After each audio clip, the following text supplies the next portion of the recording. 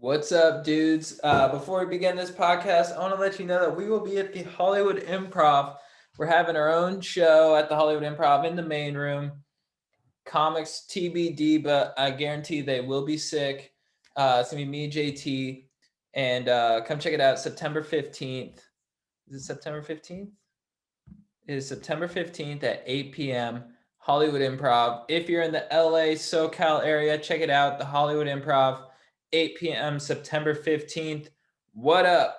We are also brought to you, of course, by the legends at Manscaped. Manscaped, thank you so much for keeping our trims pubed, for looking after our hogs, for making sure that our dinks are looking fresh and clean, because fantasy football draft season is upon us. It's time to put the PP back in PPR League. With the sponsor of today's show, Manscaped, the leaders in below-the-waist grooming, just launched the new Performance Package 4.0. Do not neglect your balls like the Packers front office has been neglecting Aaron Rodgers. Join the 2 million men worldwide who trust Manscaped and get ready for kickoff by going to manscaped.com for 20% off plus free shipping with the code GODEEP. This will help you tame that Troy Polamalu in your pants. We are also brought to you by the legends at Helix Sleep. Helix, thank you so much for sponsoring the podcast. You guys are legends. You have the best mattresses on the market for affordable prices. What up? Big shout out. Take their 2-minute sleep quiz and they'll match you to a mattress that will give you the best sleep of your life. Helix is offering up to $200 off all mattress orders and 2 free pillows for our listeners at helixsleep.com/godeep. You can also find our beer bongs and all kinds of merch at shopcgd.com. That's shopcgd.com. Okay, let's start the show. 1, 2, 3, going deep, chatting JT. Because it does say LA with that In-N-Out burger. We were at In-N-Out. We're like, let's just steal their logo. And then my dad calls me. He's like, JT, did you notice your logo looks like In-N-Out? So you might want to have a lawyer look into that. I was like, no, Dad, I'm aware. Yeah. I know it looks like In-N-Out. SoCal's most popular podcast. Yeah, I love that part. That was my favorite part. SoCal's most popular. Yeah, that's great. Yeah, no way to confirm that, really, right? It's like when all those restaurants, like, You we have the can't, best there's waffles no data. in town. Yeah. Yeah, New York's best coffee is like everywhere. The coldest beer in town. Yeah. Well, now that Rogan's gone, there's a huge vacuum. Oh, yeah. He's in Texas. He wants to come back. You know he does. Do you think he does? That's why I feel like everyone who went to Texas now, they're... Yeah. Did you hear Tim Dillon talk about it? Yeah, it's hilarious. Vaguely, yeah. That's Or so a little funny. bit. Yeah, I love it. He was like, there's no talent here. He's like, there's a mass shooting and no one died. You can't even do that right. Yeah, what was I gonna say? Did you during COVID, did you want to move elsewhere? I You looked did? at Zillow every night for a while. I was Really? trying to get out of here. Where were you looking? I looked at Austin, everywhere. Yeah. Everywhere. Like Puerto Rico. Yeah. That'd be cool. Lost my mind. With Logan Paul, Is he there? apparently. Mm-hmm. I think he's there. That would have been cool. I mean, it is a cool place if you go with like a group, but Right. to go alone to Puerto Rico, I don't even speak Spanish, and it'd be so bad. How do you think you changed? Like, would you wear different outfits there and stuff? He gave you a lot of shorts, Hats. A lot of, like, a lot Fedora. of hats, like Brim big hats. hat, big, Yeah. like, farmer hat, Cigar. cigar, less buttons on your shirt. more buttons. More buttons. Or more I buttons go the other way done, with it. I guess. I want them to know from the mainland. And there was this boat on the beach that was a house. And I was Yeah. gonna like fix it up. Like that would have taken me 5 years. It would have been a Yeah. nightmare. Be a different Yeah. life. Yeah. It was cheap though. Like right on the water in Puerto Rico, you have this houseboat. Yeah. I think it was like $300,000. Really? Yeah. I do that. It's always nice to have that as like a plan B. Yeah, Like, yeah. you know it's there. Yeah. But the loneliness would come crashing in, I think. Mm-hmm. Do you get lonely? I don't get too lonely, but Jessica's, in the garage. Mm-hmm. It's not supposed to be a garage. It's a nice rental unit. It just used to be a garage. Right. But yeah, no, the first few months of COVID, I was really like depressed and alone in my house. It's Mhm. like weird. Yeah. Do you need to like socialize with people, or are you kind of more of I feel like a lot of creatives are kind of more of an introvert. I think I'm an introvert. Yeah. Yeah. But it was too much loneliness that got to you. Yeah, I would drive I took a couple of trips to Vegas and I get an hour and a half there and I go, oh, that's not open. Then I come back, which is just insane. Do you love I did it Vegas? a few times. I'm a huge. I like Vegas it. guy. I like it a lot. It's the best. I don't like being there for more than like 4 days. You can't That's stay about longer it. than that. You start seeing like goblins on Yeah, people's yeah. faces. Yeah, It's yeah. weird. It gets to you. Yeah. But yeah, I drove and did pull over and then walk in the woods, and that would be my day. Yeah. I didn't have anything to do. Also, I didn't know what to do with myself. Yeah. I played Call of Duty. I played video games. Just because and I've never really been a huge video game guy, but it was sort of like you were hanging out with your buddies a little bit. Yeah, that sounds like a good idea. I need to be making something to be happy, I find. And Right. My computer was broken. I got another one. I ordered one. Mm-hmm. And it came smashed. It took like 3 weeks because of COVID. And then it was smashed. Like someone like threw it down a flight of stairs, smashed. Mm-hmm. And then I had like a breakdown that day because I was waiting for so long to like work, you know. And then I drank whiskey, and then I had like a Xanax. Oh, nice. This is not what I do normally. You're Don't really recommend partying. it. Yeah, I was just trying to like. I just need like a Xanax. Mm-hmm. You just And need to reset. I did, and I woke up on my patio during the day. I don't normally do that though. Have we started? Yeah. Oh no. But you say you don't normally drink too, right? So that was kind of like No, yeah. you're really no, getting was- after it. You just have to understand there was so much time went by where I was waiting for this computer. Do you know what I mean? I got you. Yeah, the disappointment was deep. Yeah. I bought a Fleetwood Mac shirt a couple weeks ago. I waited like a week because I get really excited about my clothes. So Yeah. and when I got it, it was a little bit too small.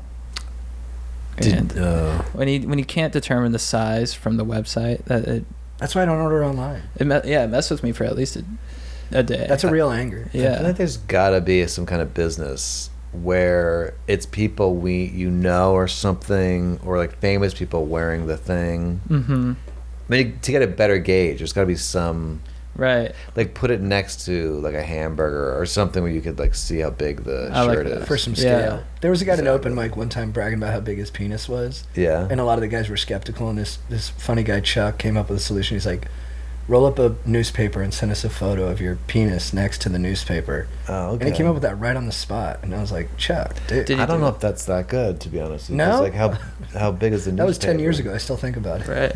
But like if it's like the Sunday Times, it's a totally It's thicker. different. Yeah, you know, you're that's a thinking more about hog. girth. I was thinking more about length. Oh, how long compared to a newspaper? It's interesting you thought about girth right away, though. I think that's a lot of people don't That's do how I that. think. That's smart.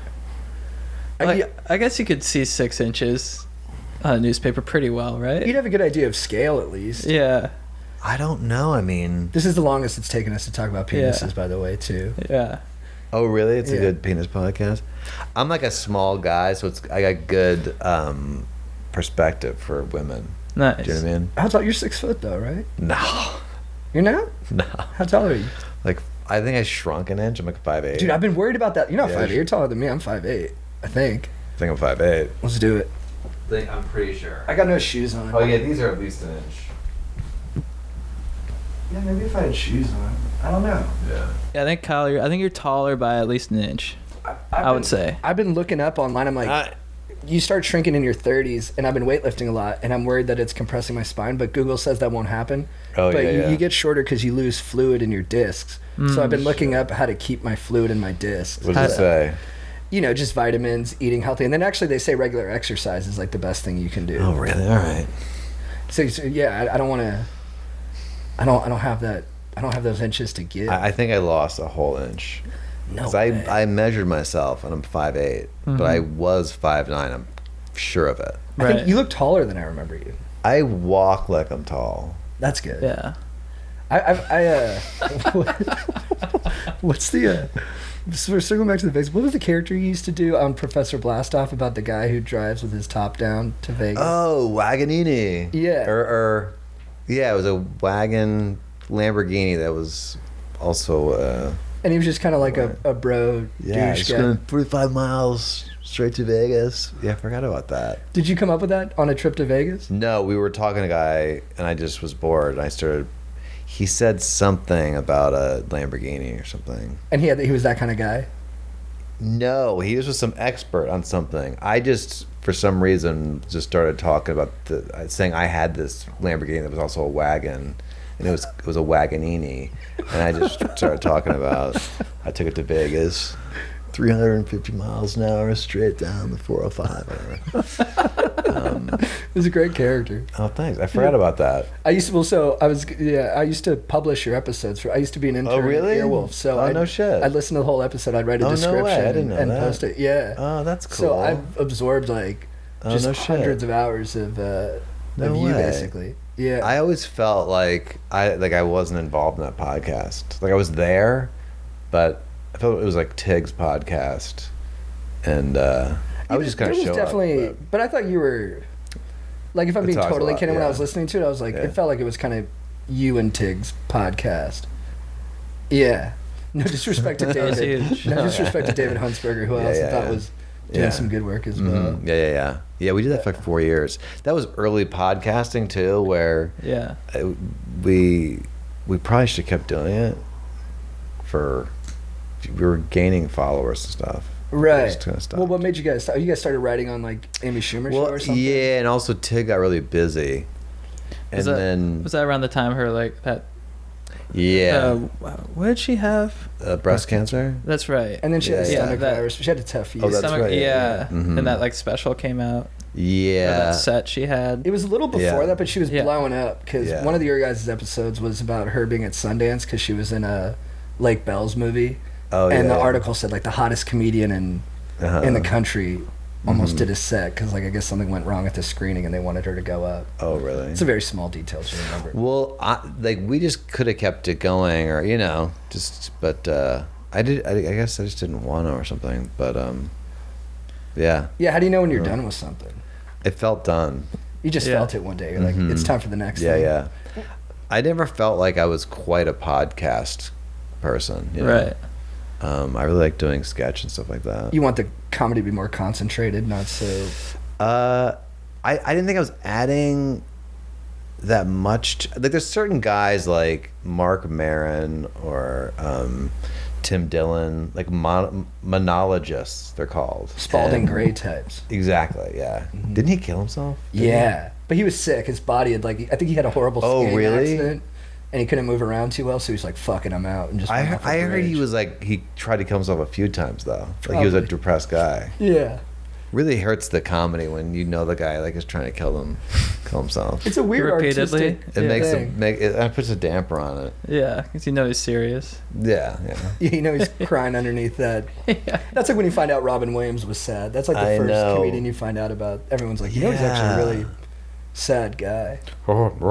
I think the end though was a disease or something. Yeah, he had a brain thing, right? Yeah. Would you like? What would make you go? Like, what do you have to lose? Well, so I thought about it for a minute one time because Yeah. I was in pretty rough shape, and so Like, what happened? I always talk about it, so I don't want to bore people Okay. with repeating it. But basically, I was just doing a lot of Adderall and watching a lot of webcam porn.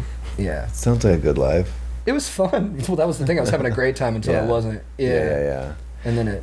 So something like that. I think if I just am not being healthy. That What about a gets me. physical? Like, what if you can't walk? Would you still want to be here? Yeah, I should think about this comedically. I think I would. I think yeah. Well, I don't want to be. But I hate that because like when you watch the movie like The Sea Inside, where Javier Bardem's like a paraplegic and he's looking for the right to kill himself. You're like, oh, this is very powerful. But at the same time, you're like, what about paraplegic people who see this movie? Oh yeah. Yeah. So I don't know. If you're just ahead though, for sure, that's not. Yeah, the diving bell and the butterfly. I don't know why we don't let people Kill kill themselves. themselves. We'll be right back with this comedy podcast. Sorry. It is. Is it against the law to kill yourself or It something? shouldn't be. Like, we kill dogs when they're in pain because we're being nice. Mhm. Yeah. It's humane. I don't know. Were you saying that you'd have to be just ahead? That's what he was saying. I agree. If you're If just for you, you'd have to be if ahead. you're just a dumb. Yeah, I think if I had my arms, I could get behind it. But if you're just ahead, I just feel like I'd be a burden on Right. people around me. And I feel like you could still do your sketches. I could do some solid bits. Yeah. It's just ahead. for And that would sure. almost be. It would inform the writing though a lot. Right. Yeah. You know, You require a lot of this facial. this yeah. sketch also takes place on a pillow. Yeah. Well, Well, if your you head do falls everything over. in green. You have green over. Oh yeah, I just wear a green screen pillow. Yeah, and Yeah. shoot from above, and then someone fills in the All body right, maybe I part. would stick around. If I was just ahead, you know what I would do is I would go to the haunted mansion. You know that one haunted mansion in Disneyland where it's like the lady's head is in like a Yeah. bowl or a ball. Yeah. I would just take that job. Well, you would have your body. You just would only be able to move your head. You're saying if you're just a head. I thought You were meant- saying. Oh, I thought you meant just a head. No, just like you can't move anything but your head. Oh, But yeah, I think what yeah. you're saying is true, that it just depends where your head's at. Right. Like if they put right. you in Disneyland where you're happy, you could be Yeah. there forever. If I was part of the attraction, I think I would be pretty fired up. Like if you like were that. just a head, but people were Yeah. visiting you all the time and showering you with praise. They'd And, be screaming at you, like children would be screaming. Oh, I'd love at it. you. You would. Yeah, it's the happiest place on earth. If they were feeding me churros too, as they're going through, you know, Yeah. No, I've had a churro there. They're really good. they're really good, right? Yeah. best churros in the world. I'd be pretty happy, I think. Yeah. I think I was there maybe like 2 years ago I was there. And I thought you meant suicidal for a second. no. I've never been like that. You just meant at Disneyland, I just meant Disneyland. for sure. I would I just luckily I don't think like that, and I've been lucky to not Yeah. be, because someone that has an ailment or something, or they're Yeah. really depressed. You know. I'm a generally really happy guy, but whenever I have something like a big performance, kind of like stand up or something, Yeah. that's like sort of weighing on me in like a couple Mhm. days or something. I do have those thoughts of like I'll be at the gas station. I'll be like, fuck, I have to like pump gas for the rest of my life. Like what the fuck am I doing? Yeah. I don't know what that is. My mom has that too, I think. You just want to escape, right? Wait, do you get Yeah. nervous before the show? Is that what you're saying? I think it's Yeah. the anxiety. The yeah. anxiety makes Yeah. me feel like Yeah. like life is a massive burden, and you have to do all this, you know, miscellaneous shit. Yeah, no, I You get know what I like mean? there's been a lot of times where I'm just, it feels like you're going to the gallows. Yeah. Like having to do a show, there's a lot of pressure on it. Yeah. It feels as, I feel like I know how they felt, like Marie Antoinette or whoever got their head chopped off, Right. because yeah, it's not a good feeling. I assume some people are like, I can't wait to go out there and just kill it or something. Right. Psychopaths. Yeah, I think they're psychopaths. Yeah. Because yeah, and then what, friends will be like, hey, I'm coming to your show, and you're like, No, it's 10 times don't. worse. No, I don't want Yeah. anyone ever to see me. I never. Every show I is never. Why are we Random. like that? I think because if you fail, then you have to talk There's to them not that much afterward. upside. Yeah, there's Yeah. very little up. They expect it to be something. Yeah, that's true. Yeah. Yeah, I've had family come. I'm just like, no. Yeah. And then you see them sitting there, and then you're like talking about your dick or something, and you're like, Your girlfriend's parents. yeah. Yeah. Yeah, I had a girlfriend her mother was Colombian, and she was. I'm Colombian. Is that right? Mm-hmm. She said, do your yolks. We're at like a dinner, you know. There's her whole family there, and I just started doing stand up, Yeah. and I was like, I don't know if that's a good idea, Miss Pisana. And she's like, do it. And she's a very, very strong woman, Colombian woman, Passionate. passionate.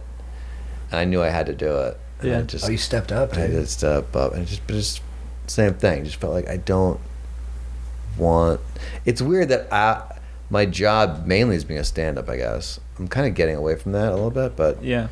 it's not something I'm like. I gotta show people this, and like I want to show my friends and family what I'm doing. Did you start in stand up? No, I came to New York and I was doing sketch and improv. Okay. And then I was 25-ish, and I was like, oh, there's no money in this. Mm. That dawned on me. And you were a years finance in. guy, right?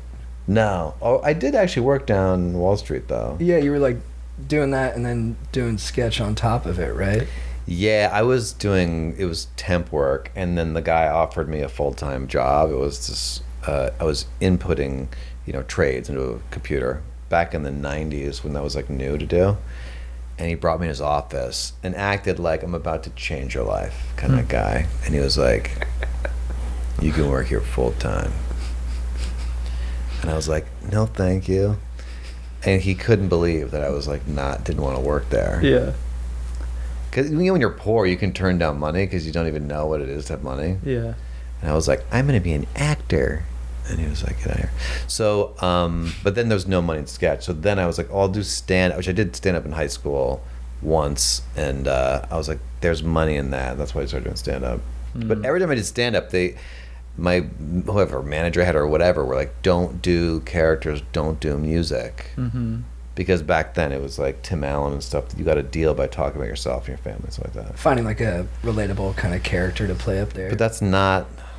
It's not you. No, someone looked at me wrong. Hmm. Yeah. And I wasn't someone to be like, oh, I know what I want to do. I was like, okay. I had like money scarcity. Do you guys have that money scarcity? I don't really have it anymore, but like it was when it started out. Like how do I make money?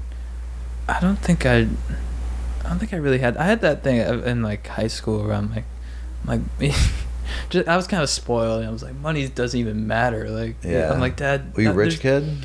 My dad's a doctor, so I was Yeah. but I'm the fifth of seven, so it's like it was spread Spread that thin. money out, but yeah. I think I had that just from the way I grew up. I've just naturally kind of like, yeah, they'll come. Yeah. But my dad was Yeah. always like, I was the fifth one, so everyone's like, my parents were a little bit more lax on me, and I was kind of like a little prince, and they're like, you'll just win the lottery someday. Uh-huh. And I always had that in my mind. I'm like, yeah, That's a I'll just be good rich attitude, somehow. Yeah. And I like didn't even work that hard in school or anything. I was just Yeah. kind of like, I kind of always just assumed money would come my way. Yeah, yeah. But just because of what I was told. I think that's important to feel that way. Yeah. I've tried to Get that in your cultivate that more. subconscious, and then it'll make good moves for you. Totally. Yeah.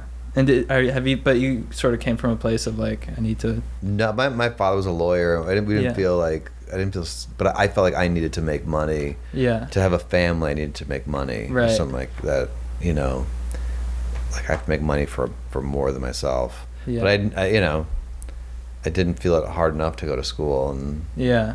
Oh, you didn't go to college? I went to college, but I didn't go to school to like be like a doctor or anything. I just was trying to get out of there. My parents wanted me to go, so I just. Were you always kind of slipping into characters even as a kid, like growing up? Yeah, I did. I did do characters impressions growing up a lot. Yeah. And I stopped doing impressions until like a couple years ago. Yeah. Because of the face swap apps and stuff. Yeah. But When did you discover this? Probably like 3 years ago. Yeah. Um, Did yeah, you make a video like right away?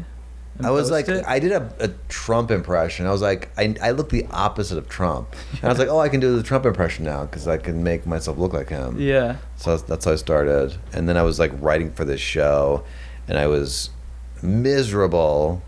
Not great job, but I wanted to be performing, and I was writing again. Mm-hmm. And it's just not what I wanted to do. I'm like in an office all day. Mm-hmm. So I started making videos of the writers, and I realized I could put them in scenes by making them like a FaceTime or something, and then they liked them. Then I just started making like them with like famous people on Instagram. Nice. Are you gonna do one about? Yeah, you guys, yeah. That'd be awesome. Yeah, I look forward to that. Are you gonna do one about Barack's party? What's that? Well, he had that Martha's Vineyard party with like 600 people, and did you hear about this? No. He had like a massive soiree. Was this for today for his or 60th yesterday? birthday. It was this weekend, and so he Oh. caught a lot of flack for, and it was all like Oh. Hollywood Oh, really? celebrities. Yeah, it seemed like kind of I'm not allowed to do Barack Obama. That's what I was wondering about that, too. Unfortunately. Yeah. I guess, yeah, Fred Armisen did it. That was a little bit on the fence, I guess. Yeah, he's. I think he's seen- Ecuadorian or something. Yeah. Yeah, I'm not sure the rules. They should have it Yeah. printed Yeah. out. Like, if you're Ecuadorian, you can do Barack Obama Yeah. or whatever. Who's your The who's your- guidelines. Who's your favorite Yeah, I person? mean- Yeah. I don't know. I know I can't. I can do Michael Jackson because he's so white. Right, I right, found right. people don't mind that. Yeah. Have you done one where you took it down because you were like, all right, I crossed the line on that one? No, I haven't. Oh, so you got, But never say never. I could see myself doing but you've that. got good internal kind of. I run it by compass for some that. people, and I'll go, is this okay? Who was I? Oh, I was going to do OJ, and I think we got a lot of people, Jessica, a lot of people said, you cannot do that. But he said if he's scared to come to LA because the Yeah. murderer's here. Because Real the killer murder's stuff. here. I heard that he said that, I don't know if it was parody, but he said like he's like, I'm scared to come to LA because the murderer's there and he's gonna get me. I think he's right. I mean, he should be scared. Right. He got his wife. Yeah, yeah, the murder got his exactly. wife. Yeah. You don't think OJ did it? How could he have possibly done it? His knee hurt. You guys don't. Don't believe everything He's you the read. juice. Right. Yeah. Good call. Yeah, he did He was those. in the Naked Gun. And he did those commercials for the car company. And he hit her like so long before that murder, like Yeah. months And only before that murder. a lot of times. And you know how often you cut your finger deep? Mm. Like at least once every 3 years. And it was Yeah. that night he cut his finger deep. I did it 3 weeks ago. See? Yeah. Hello, Twitter world. His Twitter starts with, Twitter world. hey, Twitter world. What is it? He goes, he says something else too. He goes, it's me or something. Hey, Twitter world, it's yours truly. That's what it is. Yeah. Hey, Twitter world, it's yours truly. You know, a lot of people are talking about the mask. Just put on the mask. What's all this talking about the mask? Maybe I It's will yours do it. truly. Hey, Twitter world, yours truly. What's all this Bronco talking about? So it's talking about like a football game, and you're just looking like you murdered your wife. And he's like, it was 7-3 the whole time. Here's the thing with Jerry West. Yeah, and he's really judgmental of people, which is funny. He's like, what was you doing there yelling at that lady in that public? Like, did you chop your wife's head off? Almost. Hey, Twitter world, yours truly. Hey, even those other people, they're behind you, they're honking behind you in traffic. Come on, man. Oh my God! In his head, he thinks he's a pretty good guy, probably. I love the compartmentalizing people do, and you know Chris Watts. No. I'm like obsessed with this guy. Yeah. Because I can't imagine how a human being, because I'm a human being, Mhm. could be this terrible. And then now he's found Jesus, and it's like not his fault in his own head, and he thinks he should get out of jail. He murdered his whole family, Uh-huh. and it's so dumb. The cover up, like, aren't there enough cop shows to know how to murder someone and hide the body? Right. Like I feel like it's The blueprint's available. yes, it's watch. There's a couple of shows, Yeah, you know. yeah. So he's like, I like this girl. She's got big boobs. I'm gonna kill my wife, who's pregnant with my son, and my 2 daughters who are adorable. Mm-hmm. Let me just murder them because I don't want to pay for the whatever. Divorce. I mean, just get a divorce. But anyway, he was like, I'm going to murder them. He worked at this oil field, and he's like, hey, can I work really far away tomorrow in that oil field that's far away? And they were like, okay. Immediately you're suspicious. That's where you're Yeah. going to put the bodies. Mm. So you don't bury, and I don't suggest anyone murder the family, but don't bury them at your work. Mm-hmm. That's one thing. Yeah. Also, Particularly when your work is digging. Yes. Yeah. Shallow grave. He put his wife in a shallow grave. Yeah. Anyway, so he now feels he's innocent and should get out because the devil was in the woman that he was with, Right. his mistress. Well, his defense is like she was really hot. She's hot. She They got get- in my head. Yeah, It's a story as old as time. I mean, it is. That is true. Like a woman can make you do horrible things. Oh yeah. Yeah. You know, I as can a man. As can a man. Yes, Bengalis. People just get in your dome and they convince you that. Yeah, and she's probably just like, your wife's a bitch. Most of the time it's more subtle, too. Yeah. It more is just that. like- That's what it is. That's it's what's like, buy this insidious car, about it. do a divorce. Like, yeah. did she not congratulate you on your promotion at work? And I'm like, no, she didn't. But they were in this thing called Thrive. I'm obsessed with this whole family. It was called Thrive. So all their posts are like, Thrive, you guys. And we hit our new mark. We got level 5 Thrive. And like, it's the worst commercial for Thrive is that this guy murdered his family when they're in Thrive. What You is can't Thrive? like that. It's like one of those self-help pyramid schemes, it feels like. Yeah. But doesn't help you not murder, apparently. But he's Do you think you could ever have the capacity to kill someone? now under what circumstance? Yes. That's what under the right circumstances. I think almost you could. murdered a coyote last night. really. Mm-hmm. What? Like in prompted protection, that? I have a tiny dog that's like a potato, and she's fat and defenseless. Did you feel good that you were willing to go there? To No, it's protect like you're not even things you yourself. Like I go offline, and love? It's primal. it's happened before. It is when you feel like it. I ran out and with no shoes on, and I was just gonna like murder this thing. How'd you plan to kill it? Did you just snap its neck? I would have run right at it and like grabbed it. I probably would have got killed myself. Right. But I was worried because she usually runs after animals. She's a very brave little dog. Or not brave is not the right word. I don't think brave is a thing. Brazen. Brazen, better. but just doesn't. She goes offline too when she sees something. She goes at it. You don't think bravery's a thing? No, I don't.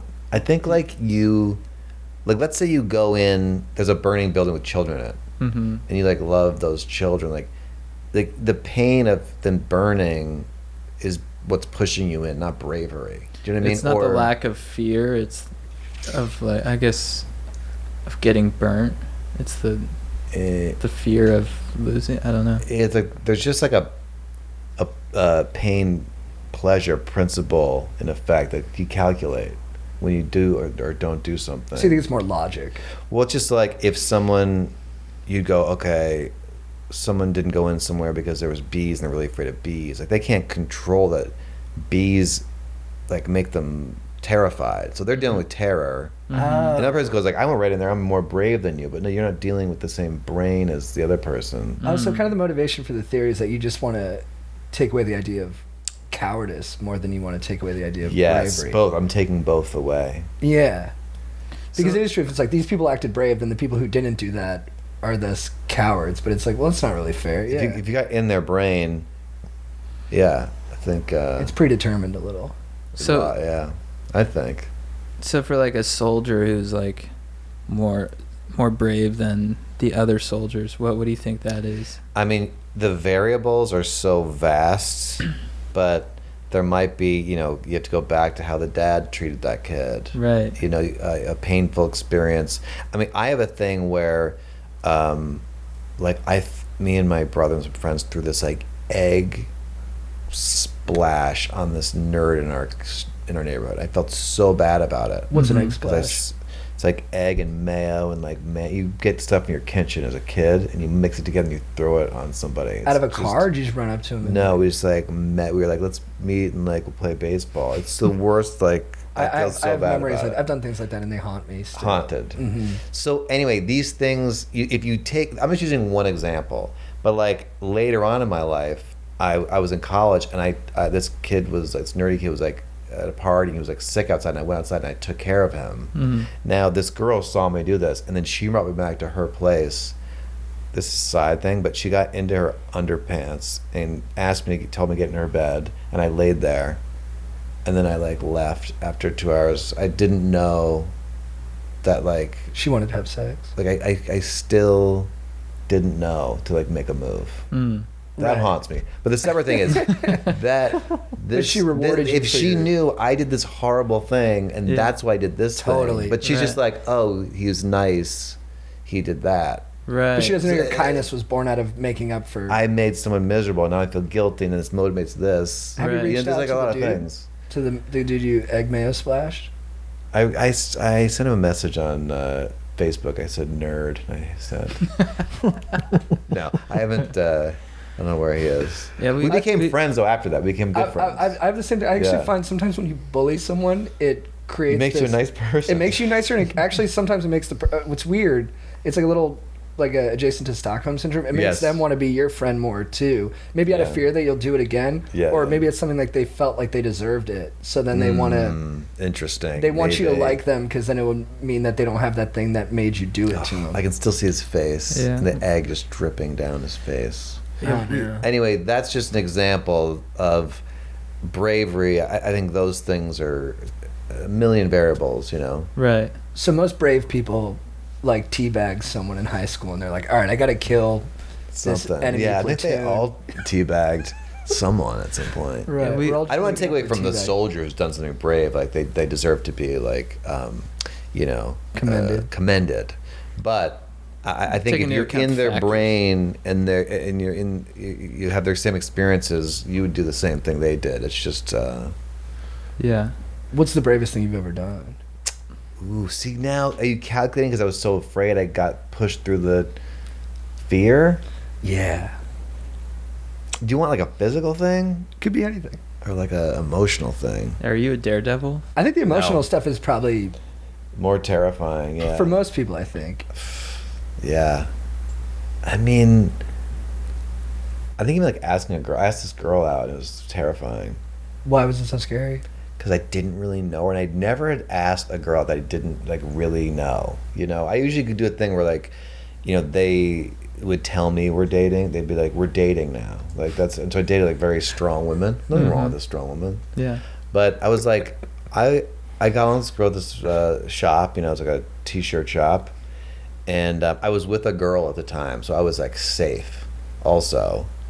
And I left, and I'm like, if you don't ask this girl, you're never in your life going to ask out somebody that you didn't really know. Mm-hmm. And I think that's something everyone should kind of do. If you hit it off, you should like.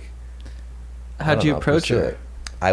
I was terrified, but I went back in the store. I hung out outside the store for a while, like kind of trying to pump myself up to go to this. And so I went in, and what came out of my mouth was, "Oh, I want to buy that shirt," actually, even though I didn't want to buy the shirt, but I was delaying. Mm-hmm.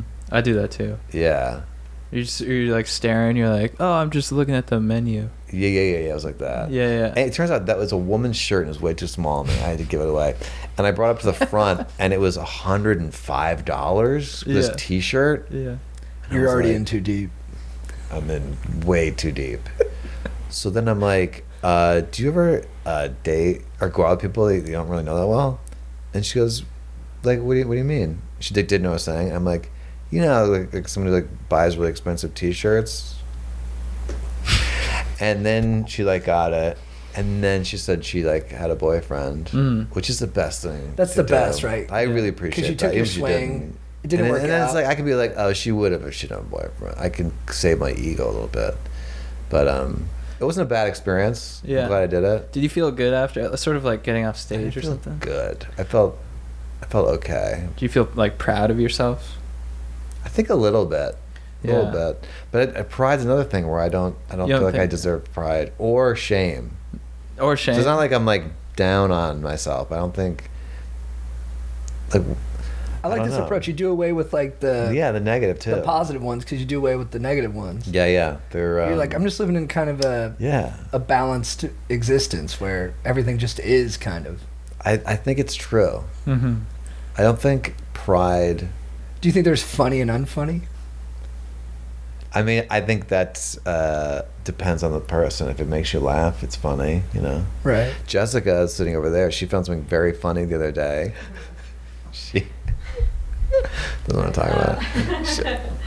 I smoked way too. Or no. Well, she ate a little marijuana, and then she had this idea that the bathroom. Yeah. What if I rented the bathroom out as a studio apartment? And then she couldn't stop laughing. So that to her that was really funny. You know, it depends on the person. I know what you mean. You know. Yeah. But- You're like that. You'll have like a thing that makes you laugh, and then you'll laugh about it for like. For like days. Yeah. There are some things though where a lot of people find it funny and I don't, and I feel very lonely. Like this is another species. I don't understand why they think this is so funny. Sometimes. Yeah. I think really weird random things are funny, and then I'll Yeah. fixate on it for like you used to like for like days. I have a theory about why you think that happens to you. You do? What do you think? Yeah, it is? because you're funny and you think of things, and then to make you laugh, you need to be weird. It needs to Right. go. I- The surprise is part of funny. It needs to be Yeah. like a surprise. Yeah, I think it's like something in like I'll notice like a particular type of behavior Yeah. that's like not like I get yeah, it'll like strike me in like a weird way of like Yeah. I think you're right. Yeah. My I don't really know how to sis- explain Yeah, like it. my sister likes things, like thinks things are funny that I don't think are funny. It makes me feel distant from her a Mhm. little bit. But it's fine, you know. Did you guys agree on most stuff growing up too, or was it always like that? She was like 6 years older, so we weren't like that close. But she'll be like, you know who's really funny? Jeff Dunham, or something like that. She says she likes Jeff Dunham a lot. Yeah, like she doesn't think I'm funny really. Yeah. She's like, you know, you should watch, Yeah. you know, Big Bang Theory or something like that. You know? yeah. And you go, oh no, my sister's never gonna think I'm good, no matter what I do. When you Yeah. wrote on shows, were you ever not compatible with the other people you're writing with Yeah. comedically? Yeah. How do you manage that in like a professional space? Yeah. My last job, I tried. The show was sort of not what I do. It was more political a little bit. So I would hand in like sketches that were ridiculous, and I tried to, mold what I did to fit, but it never really quite did. Hmm. So would the political people like look at your sketches and be like, I mean, I'm sure they were polite, but it was. Yeah, no, we did a couple of them, and it's just, you know, it was, they needed writers to write like monologues, you know, that kind of thing. This is like Real Time with Bill Maher or something. It was kind of like that. Oh, okay. Yeah, yeah. It was I kind of like I love that. fucking One of show. your sketches that got me in that, like, I couldn't stop laughing about it was Rob Kardashian, like one of the early Caitlyn ones. Uh-huh. I forget, you know, the ones where she was like, she had like a new vagina or something. She took like the chainsaw to her or whatever. Oh yeah, yeah. It was one of Her those. first orgasm. Yes, Yeah, yeah. that or it was like they were like near each other in terms of when he posted it, and then Rob would come on and they would just shame Rob. Yeah, you know, remember that it's- one? Yeah, I've remember done a those. couple You of do? those, but Yeah. it's because Rob is not popular, but I like doing Rob too. I But love it's Rob. not that popular. Like, That we have was a the one- Rob one. It's like, Want to just give because his someone face. for everybody else to pick on too. yeah, yeah, He's yeah. a good punching bag for Yeah. everybody. Yeah. yeah. But people like the Kim and Courtney and The popular ones, Rob's not Chloe that ones. popular. There's certain things I like to do, but they aren't popular. But yeah, I like variety, so I get like I wanna add. I gotta find like a young, talented girl that does impressions and stuff. Mm-hmm. Very like guy heavy, and I want the channel, like the YouTube channel, to be like more like a network thing. That's other people, you know, doing stuff. Ray wants to be an ensemble. Yeah, like we do a show every week, and it's like I'm doing, you know, costume changes and stuff, and just feels like be good to add Some you different know, points of view in there. Yeah, some more talent. I always think about that too, and then you meet other people and you're like, it's so hard to find. It's really hard. Also, really hard to find someone to write with. I write with Kurt Metzger a lot. And he's just like we are good writing together because we're both different, but we have the same sense of humor, you know. And you guys, did you guys meet on doing, or is that how you guys got close to him? We wrote on Amy Schumer's show. We were in the same room, you know, small writer's room. She would always put me in Kurt together because she knew I told her, I asked her, please don't put me with Kurt, and then so I put me with Kurt. Why didn't you want to be with Kurt? I mean, I love Kurt, but he just his energy is like He's intense. like on a lot of cups of coffee, right? It's a lot of coffee. It's like constant vaping too, I'm and doing then it. it's like this fucking bitch on Facebook. Yeah, he's very passionate. So I absorb people's energies like pretty hard. So then I would be like anxious and stuff. Yeah, I do the same. That's Yeah. Yeah. Yeah, I'm a Are sponge you like that. sensitive guy? I think I'm very, I think I Yeah, am me too. spongy and yeah. I don't like being around sort of like very negative Yeah. people because it just bums it. You know, I'll like be having a good So day. I'll good. like start off and be like, oh, it's a great day, and then someone will come in Yeah. with like, and I'm just like, it just it brings me down. Yeah, and right. it's the worst. We soak it up. Yeah. Yeah, I'm trying to get a handle on that a little bit. But you like intense energy though. I do like intense. Like you well, probably get along better with like Kev than anyone. yeah, We because have a friend who's a little Metzger like in Yeah, terms yeah. of just like it's just a raw stream of like Yeah, yeah. intensity, and it's very deeply Yeah. felt, and it's Mhm. loudly expressed. and- yeah, Yeah. I love lack of self awareness. I think, That's my yeah, favorite. yeah, me too. Yeah.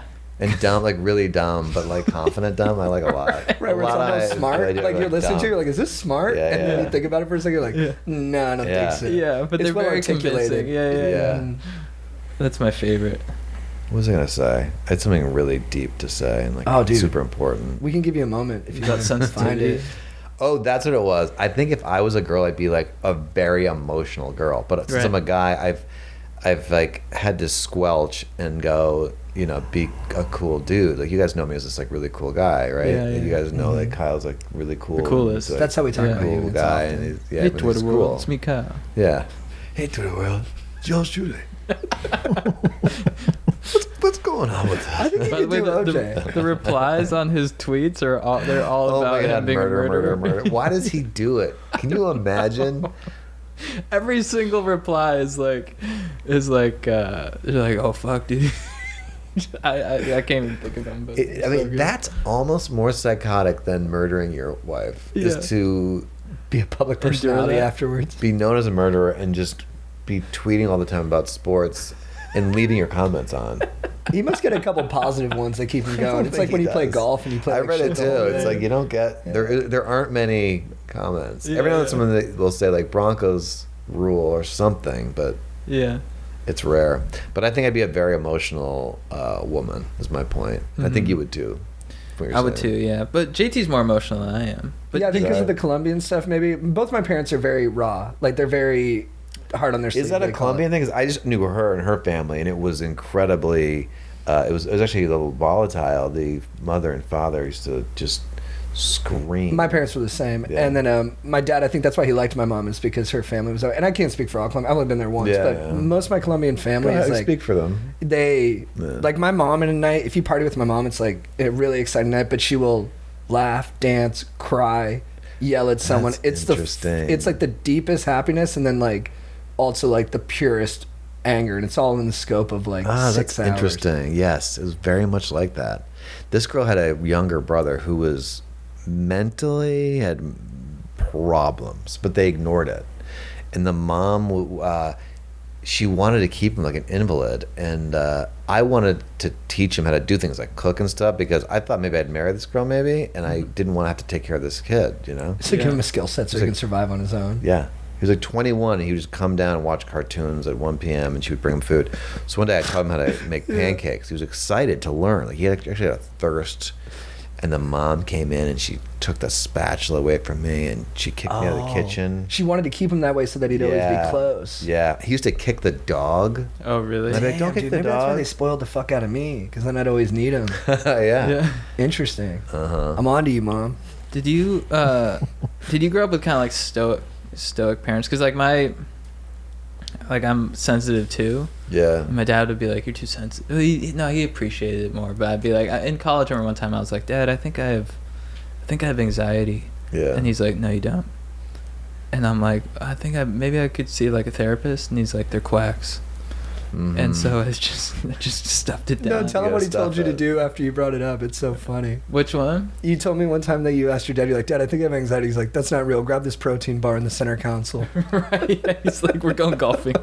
We're going to hit drives. Eat that protein bar and do some pull-ups."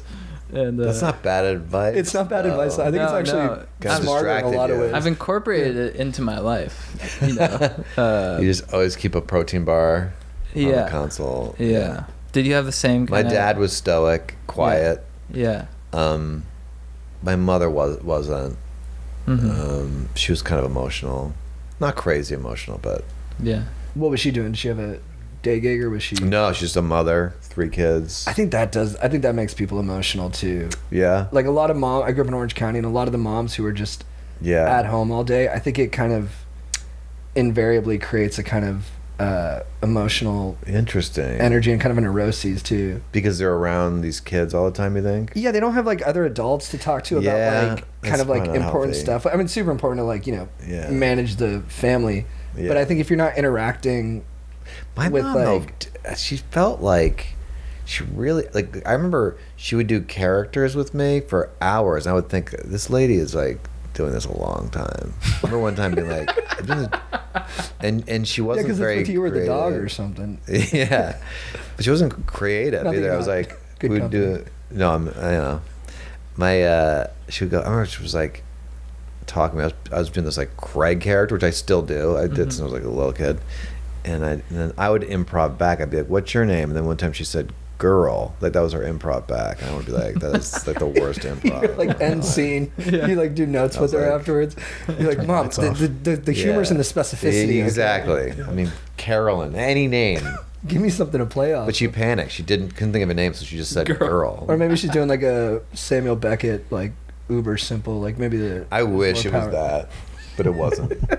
It was just terrible, terrible mother improv. Your mom sucks at improv, dude. I'm sorry. So Craig was the character you did on Reno 911. Yeah, I've been doing that since I was 5 years old. So did the writer? Yeah. Were you a writer on that too? No, but there's no real writing on that show. I mean, Right. the script was like, and it really was kind of unnerving because I remember one time I went there and they were like, "You're getting a cake and it's got a like a file in it. 3, 2, 1," and the camera would start. Yeah. And you had no time to like prepare anything, which I Right. found a little unnerving. I remember watching that as a kid, So funny. and I loved it. Yeah, but Yeah. I didn't understand if it was real or not. Yeah. Yeah, as a kid, I was like, "Are these the real Reno cop?" Like, I really was. I was confused. And I thought it was hilarious. you Yeah, know, 'cause yeah. I was like, "It's on Comedy Central. Clearly, it's a comedy." It made me laugh. But I'm like, but I never really fully grasped. I'm like, I don't really know what's going on here. Like, are these the real cops Yeah, or yeah. not? That was like porn when you start watching it. When it was Exact- like, you know, yeah. my friend's hot mom. You're like, is this guy really seducing his friend's mom? Right, yeah. But then you see her on like another Yeah, series, yeah, and you're right. like, wait a second. yeah, yeah. Yeah, where's this at? Is that a real estate agent? That's not what she should be doing. She was a doctor last week. I'm She like, should sell that house. Yeah. Not- Is this what my stepmom does? Yeah. babysitters shouldn't be. Look, we know all the categories. Oh yeah. Yeah. It's interesting that they're so deeply entrenched. I guess there's just something It is interesting to go, why is this popular? like taboo, like all those incest ones in the 80s and 90s. You're like, I guess a lot of people are just, Nanny is popular, which is disturbing. they're all Nanny. disturbing, right? No, I don't think real estate agent is so disturbing. I think Nanny's way more disturbing. The young girl ones are the most disturbing. Yeah. Schoolgirl can't figure out her homework. I'll help you with your homework. Mm-hmm.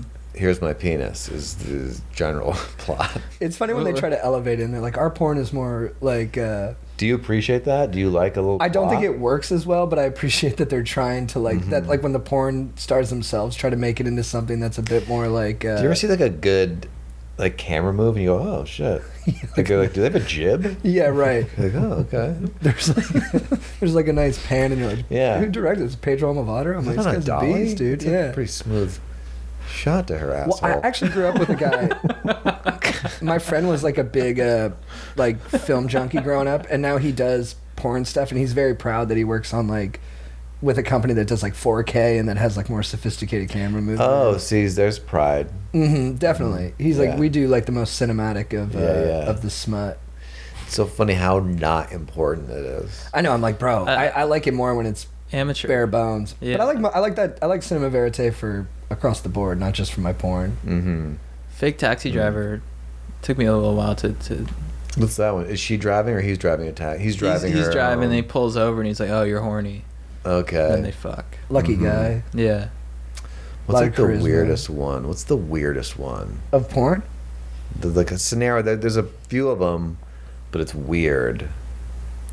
The weirdest one. There's like, I'm The- into pretty the weird stuff. step- I'm into like cuckold stuff. That's pretty bizarre. oh, I don't like to say that. No, I don't like that. No, it's weird. Yeah. Makes you feel like you got cheated on. Is that what it is? My 7th grade, so I talked to a therapist about like Yeah. having jealousy issues or something, and she says it's because my 7th grade girlfriend almost Really? left me for like a big basketball player. Oh, Mhm. but she didn't leave you. No, dude, I did the weirdest thing. I was texting her. I had his Insta Messenger on my thing, and I was talking to her as him, and I was like, No just way. dump JT. Like I was like trying to make the Really? thing happen, like testing her. It was bizarre, like masochism on my part. Wow. And How'd you so- get his? I was like at my buddy's house, and we had all, you'd go to your friend's house and sign into your account so you could hang out and talk to people. Yeah. And his was there with the password saved, No shit. so I could just pretend to be him. It only did Oh, it once when I wow. was talking to her, once every day. Did she bite? Did she say, "Yeah, I'm gonna dump him"? She's like, I'm conflicted, but I can't do it. Well, that's good. Mm-hmm. Wow. But then she broke up with me a couple weeks later, so I think maybe the It wound. did. You, Dude, you she put the was- seed in her mind. She was smoking hot, Really. smoking hot. Have you? I looked her up a rekindled? couple years ago, and Yeah. I think she's married to like an NFL tight end now or something. Oh, really? Uh, Wow. I used to get a little jealous, and then I had a thought that cured it, which was, if I ever think, is she cheating on me? I'll go, if she does, I think that's gross, and I'll be able to get over her easier, because that's gross. Because she's unethical. She's dirty, yeah. No, yeah, so... I saw you thinking about it, like, I'm gonna let her rip. Yeah. Hey, Twitter world. Hey, Twitter world. It's yours Dude, I think you can do OJ. I think if you do a murderer, people forget about the other stuff. You cheat on me. That fucking bitch. I'll show her. Hey, Twitter world. Yeah, and that guy I from could that do- restaurant. What's that? I'll show her and that guy from that restaurant. Wait, I did that. I love that he was like UCLA game. the most expensive rare shoes was a footprint. Yeah.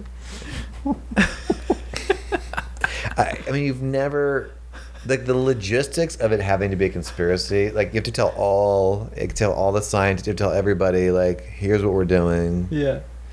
and I just don't believe people don't think he did it. I mean, how can you? I guess you kind of get like blind to facts when you really want to believe something. Or something. Well, does he have any supporters, like public supporters, at the moment?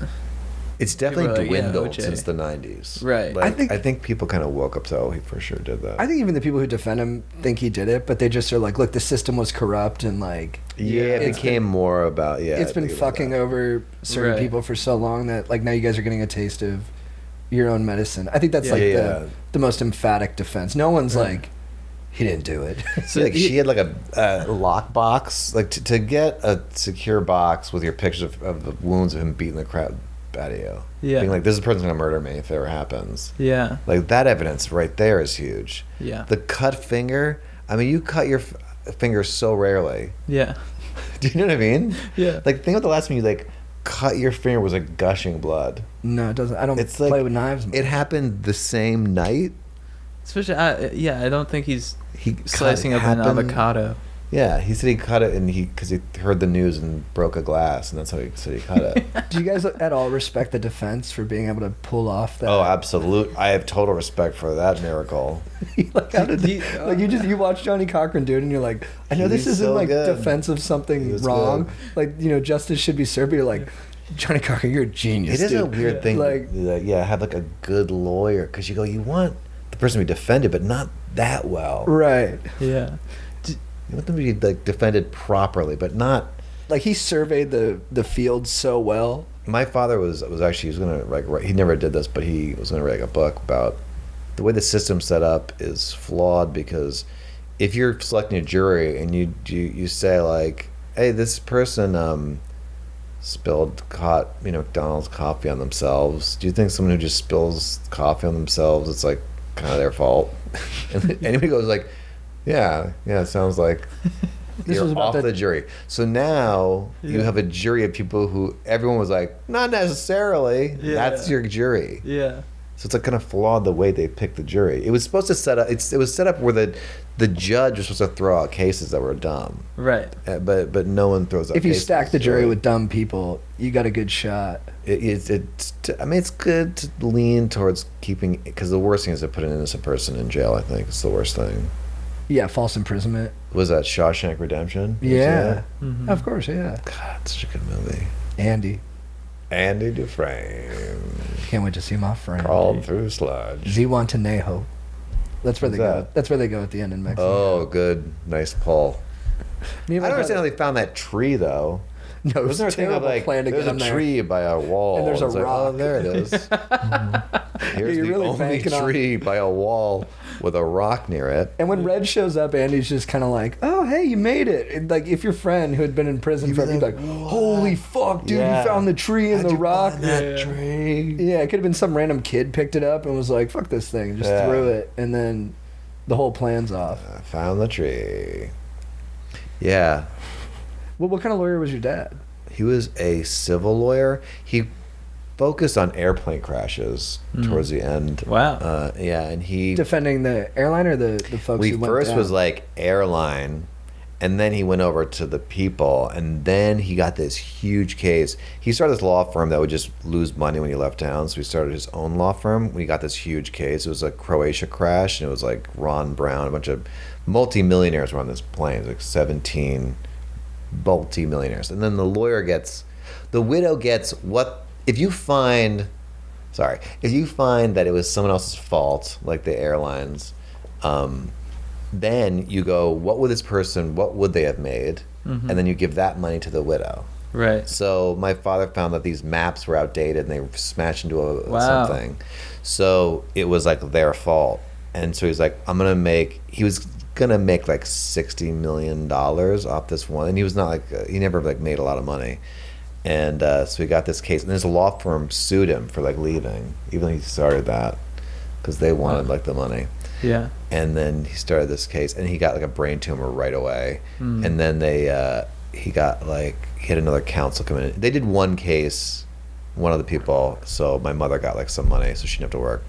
And but if he just lived another year and a half, he would have made like $60 million. Whoa. So he found that the pilots were using outdated maps. Yeah, the maps were outdated. And that Interesting. caused the crash. That's crazy. He found that. Do you know? Yeah, I'm not sure how he found it, but I remember there was a piece of the plane in his office, like just a wreckage. It was just Would he Wow. talk to you about his cases and stuff? no, he was a quiet guy. Like, but I never asked. What I wish I had, but I never really thought to. What do you think happened to that Malaysia flight that disappeared? Dude, I think about that all the time. Right? Like the pings throw me off. Yeah. Like, is that That they're coming from the bottom of the? the ocean? Are they? I don't know. Oh no! Like I haven't looked into it in like a year. the or last so. I heard, like the pings went all the way down to Australia, but I don't know if that's true. Yeah. That used to What- be my opener on dating apps. What do you My think friend happened? Dustin gave it to me. I said, "What do you think happened to that Malaysian airplane?" That's pretty good. It was good. It's Starts a crazy. con- But then, Conversation. anytime they'd respond, since I got it from a friend, I was like, "What do I say next?" And I was like, "All right, I need to come up with my own line of thinking." Yeah. Yeah. I listened to a podcast on it, and I think I need to listen to it again. But I think the overall conclusion was that, well, there was a conspiracy that one of the pilots was murdering. It was like a suicide mission, and so Really? he just flew it into the ocean. It's at the bottom of the ocean. I have that every time I get on an airplane. I have that, and I heard Matt Damon talking this on Dax Shepard's podcast that their fear of flying was built around them not being successful yet, and so they were just worried every time they got on a plane that they're like, "Oh, I haven't done enough yet." And I do think that's what mine's kind of rooted in. Oh. But every time I get on a plane, I do think about the pilots. I'm like, we're all just banking on the fact that these dudes are in a good state of mind, and that they don't want to fuck with people, and that they don't Yeah. want to do any harm. But like, it's a lot of Yeah. trust. It It works is. out because we haven't had an American commercial crash in Oh, like 10 boy. years. But I that's never think crazy to about me. that. Yeah. Yeah, I don't like flying at all. It's the my, worst. my dad had a little plane when we were younger. It was like a little propeller. It was like a Toyota with wings. And that was dangerous. But it's surprisingly safe to fly. It doesn't feel it. Doesn't make sense. No, you're 30,000 Landing, feet in the air. Whenever I'm landing, I'm like, this does not make sense. Landing I don't get nervous for that because we're already down there. You Yeah, get nervous for that? I get nervous for the people tell me the takeoff. I love the takeoff, but the landing is what gets me. Interesting. I'm more scared when we're just up in the air. I'm like, That Right. all the way. We're we just get so like high down up. where we could like crash and I'd be kind of getting all right there. it makes sense to my brain. I'm like, I can see the ground. I'm like, if I can Yeah, tuck and yeah. roll if I have to at Yeah. this point. Yeah. But when we're 30,000 feet in the air, I'm like, I have Yeah. no ability to do anything. No, Yeah. I want to Yeah. bring a parachute on, but I know I would open the door too quick and jump out. You and jump I'd out, screw light everybody turbulence, up. you're out. We were talking about this. Boink. What do you, or if you're flying with someone, what do you do with them? You take them with you, or you just let them stay? I would do the like Mission Impossible and grab someone. Nice. Grab, Yeah, but we were talking about this in a recent episode. grab someone's dog. Which former president do you think would assume the role that Harrison Ford did in Air Force Ooh. One? I think. Well, Trump would just bail. We think Trump. yeah, would bail. Trump would bail to shoot for We think sure. Clinton would bail. I think Barack Obama probably. That's who we Yeah, thought. We were like, yeah. because he's Him, so. JFK. It seems like he loves Michelle With a lot, right? JFK. Yeah, that's about it though. Nixon, no way. Oh, I think JFK would be gone. I think Reagan, maybe Reagan. I don't. I think he'd be gone Maybe. too. I think. Reagan for I think sure the be old. gone. I Yeah. think George Herbert would stay. And Herbert. I think the Bush You is. get off. You think he'd get off? plane. He's a skydiver though, so he'd Yeah. certainly. Yeah, he go was in the with war. Yeah, he might. Yeah, he probably. I bet. Yeah, that's good. Gerald Ford, I think, would stay. Teddy Roosevelt. I think Off Nixon my would plane. stay. Teddy Roosevelt would. How far think back the we fuck going? out. Dude, I think Polk, dude. Yeah. Yeah, Polk would exactly. probably hang on that plane. How obscure Dude, we going? I was just thinking. Herbert that. Hoover, dude, guy had a lot of heart. Hoover, like, yeah. yeah, he would have stuck around for the fam. Taft, probably couldn't Taft even would, fly. yeah, Yeah, Taft He's a would big stay boy. on, so he'd he bring the could get plane off. down himself. Yeah. Adams might, stay around, Oh yeah. kick some dirt with that guy. But I don't like that it's a tube. I don't like any of it. I'm right there with you. I don't like it's flying. It's like meh. It's an explosion on either side of the plane. Mm-hmm. No, What do you think about Hamilton? the play Mm-hmm. or the The musical? I didn't. That was all right.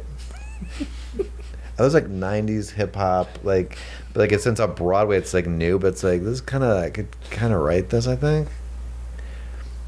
I don't know. Did you guys see it? No, what were you about to do? I watched part of it on Disney Plus, but he saw it. He loves it. I'm into it, but what was Yeah. that physicality you were about to do about it? They just were like, I think it was a little corny. yeah, it was just like I take my shot. Ha, I'm gonna get my shot. Ha. It just felt like that the whole time. I liked the King, and I liked that song when he came You'll in Be all Back. cocky. Mm-hmm. What was that song? I think it was "You'll Be Back" or something like that. He was like, "But you believe in me." Without me. Yeah, that was funny and good. I mean, I get it. Mm-hmm. I saw it in the Broadway theater, and people were like freaking out. Really? You were just like, whatever, I kind was of. like, I was like that. I saw There Will Be Blood midnight premiere. I drove up from Orange County to the ArcLight in oh, Hollywood. I to see love it. that. There will be blood. But I wasn't into it. And after the movie, I was like Yeah. drinking coffee to stay awake. I never drank coffee back Yeah. then. And then I looked around. I was like, everybody was clapping. I was like, fucking idiots, dude. Yeah. I was like, you made up your mind you were gonna clap like a week ago, dude. I like that though. When he's like, I drink it up, your milkshake. You didn't like that speech at the end? Yeah, Day Lewis is amazing. Did you ever see him in My Left Foot? I've been rewatching all of his stuff, so I just watched Last of the Mohicans a couple nights ago. Very, Committed. very mentally handicapped. They could not do that movie anymore. He's like full on. Really? He goes full. Dude, he's He good. goes full. They played like a soccer game, and the physicality that he does. I think that was probably the easiest performance he ever did. I think he's an amazing actor, but I think to play that is not hard. Yeah. I know it got awards. If you play it used to, if you played like someone who's mentally handicapped, you got an Academy Award like pretty quickly. But I think it's the easiest thing. I think Till I Sean do. Penn. I do think Sean it's. That's when it Penn. ended it. I'm saying- nice. Yeah, he's just like that hard. I think it's Please, easier to do as acting, but I think we were talking about this because I watched Rain Man, and I remember just being like, yeah, you could not make this movie. And I'm like, Dustin Hoffman's way out on an island in this performance. And I thought Dustin Hoffman was so like pretentious that he never questioned his performance in it. But then Aaron told me he was like, wanted to quit because he was like, this is going to be so disrespectful. So I kind of, Really? I feel like the hardest part isn't the acting, but just showing up to work every day and being like, I guess I'm doing this. Right. I'm gonna put my pants on that are too high and my big white shoes and Yeah, like- get to work. I'm just going to act like a disabled person today. Yeah. I always. So- I just saw a documentary about the making of Forrest Gump, yeah. and the studio head, like after the first day of dailies, was like, he's not going to talk like that the whole movie, right? And they had this I'm big not fight about a it. smart man. Yeah. I always, Jenny. Oh, he said Jenny too much in the movie. He was like, but Jenny. Did you say Jenny too much? Anyway, listen. You know that fart in the, I just saw this the other day, the fart in the phone booth was an improv. He actually did fart in the phone booth. oh, What a really? good Yeah, and actor. Tom Cruise was like, just fucking fart, I'd be Ray?" so Yeah. embarrassed. Yeah, fart. You fucking fart, Ray? Yeah, fart. That's amazing. Oh, and Rayman, that's amazing. That's skilled actors. When you can make a fart a part of a scene in like an Oscar caliber Yeah, movie. it's skilled actors. I'd be and so a embarrassed. Scientologist. I always pictured the table read where they're doing it and he does that. Yeah. The voice and everyone's just like, whoa. And they're just like looking down at their. Yeah, yeah. Yeah. Like, all right. I went full in high school. You did? In high school For play, I went what? Full. It was a student written play. Yeah. Did you liked it though? It was good work. It was. It was solid work for a high school kid to write. And I was like, yeah, I'll do this part. And I was like, I don't want to do it, but like I went there. Were you practicing at home too? But or- back then it was like looked at as a very fine performance. It was respected. Right, yeah. It was respected performance. Yeah. I got into the character. Yeah. You took it seriously too. hmm You weren't like laughing at it at all. No, I just thought it was amazing. I thought I was an amazing actor. So did you do theater in college too? Yeah, I actually was an acting major, which is such a waste, and they all thought I was terrible, and I didn't get along with people that well. They were Not that too we- pretentious for you. They were so into being weird. I find that And I rubs was me like, wrong a lot too. They weren't even like into being act. Some of them would get like too into it. This one guy named Sven. By the way, me and Sven were in a fencing class. Like, what a waste of your life. And we like fight or whatever. And then they blew the whistle. Then Sven, after the whistle was blown, like he even looked over and saw the whistle. He like stabbed. It hurts. He like stabbed my chest. I'm totally. He goes, "Got you." This Sven guy was. We get so into characters that you had to talk to him backstage as the character, but he was always like playing some asshole. It was awful. That people do that, right? They'll do improv characters, Yeah. but then every one of their improv characters is like mean to you, and I'm like, are you mad at me? I'm Yeah. like, what's going on here? I don't know. I think it's like I don't know what that is. Because he doesn't feel comfortable doing it in his. Yeah, I guess it's his anxiety reliever. Or he's got something. to find a place to get that energy out. Yeah, and it's just like a silly college play. I had a friend who would cry during every improv scene. Oh, really? He'd fake cry during, and I was like, bro, I think you just need to cry. Yeah, you need to just go in RL. Yeah. And then you'll be able to do all the characters in the world who don't cry. We had a thing called movement for the actor. This class, I couldn't handle these classes. That's like one of those classes, yeah. So one of our assignments was like, go find someone and come back in next week and walk like them. That was our assignment. So I didn't do it. I just like walked across. They're like, who is that? I'm like, this guy in a grocery store. I'm like, okay. Then Fletcher McTaggart gets up. Great name. Fletcher McTaggart. Total gets up. legend. Legendary. And he was like, I'm Fletcher McTaggart. Like exactly what you think. Yeah. Hey, Twitter world. Fletcher McTaggart. It's yours truly, Fletcher McTaggart. So he walked halfway across the room, then he put his head in his hand. He started crying. He's like, like that kind of fake cry. Mm-hmm. And the teachers were like, let's all give Fletcher a hug. So the whole group is surrounding him. I'm in the back, like, I have to get out of here. And then they were like, why are you crying? And he's like, I followed this guy. I think he was homeless. Just the most shallow empathy in the world. Yeah.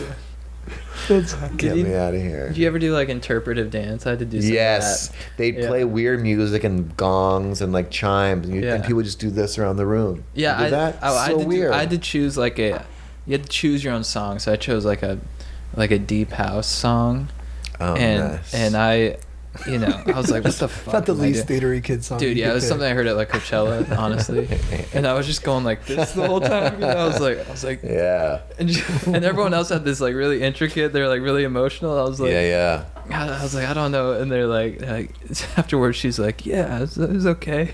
I was like, how do you judge these? And everyone else was like into it, and they're just like It was crying and just- stuff. And you're like, It was such a masturbatory thing everyone was doing. Yeah. There's another thing called some other weird class like that, but you had to oral interpretation. So you had to read a book. This guy read Streetcar Named Desire, and then you have to like do a performance good about play. the book.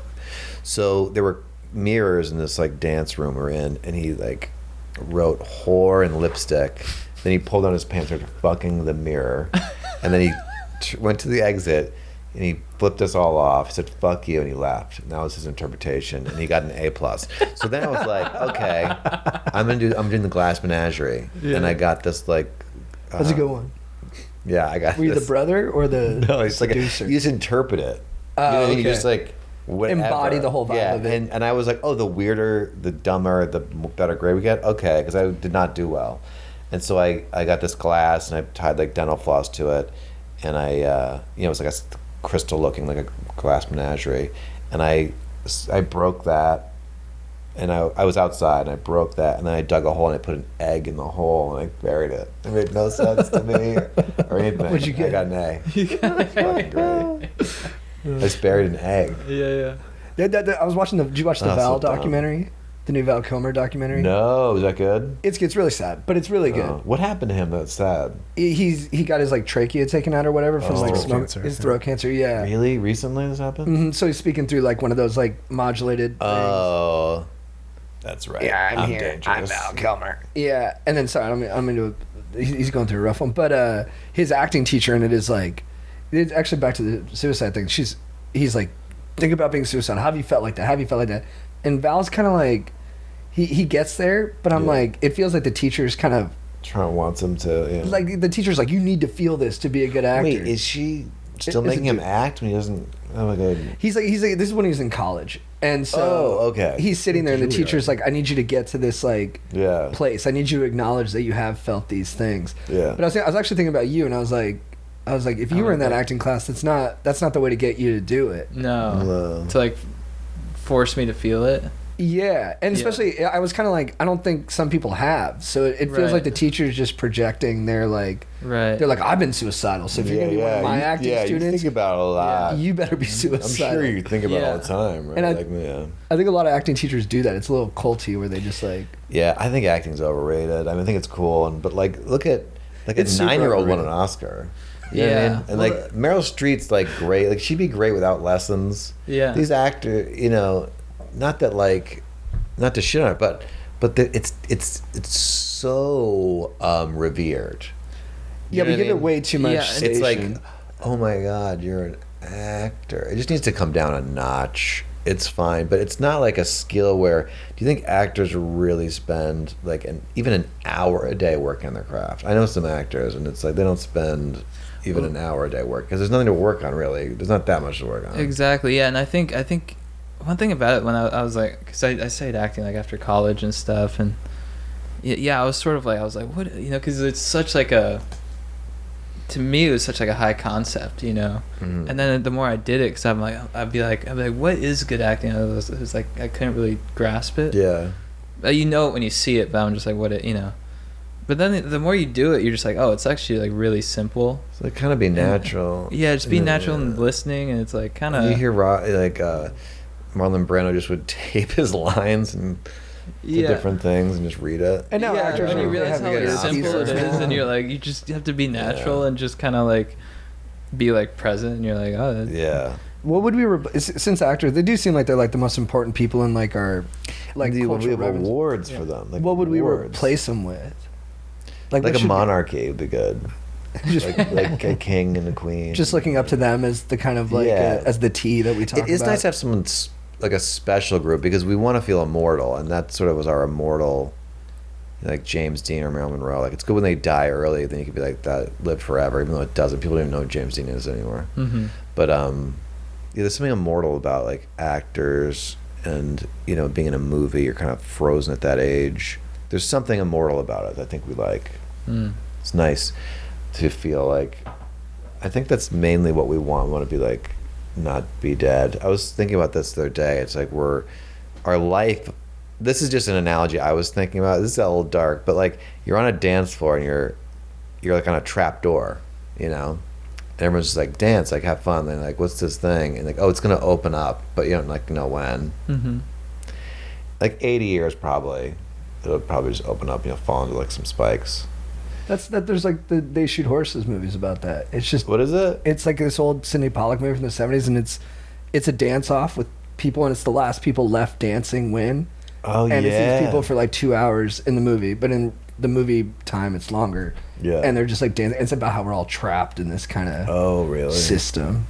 They do that in the like during the Great Depression. They'd have dance offs for like $500, which was like a lot That's of what money. it's based off. Was it a movie? Mm-hmm. Because I was like, I should that. write a movie about this. That's a thought I had. I thought this would be a good It's movie. ripe for a remake, I think. Oh, really? What's that movie called? They Shoot Horses, don't they?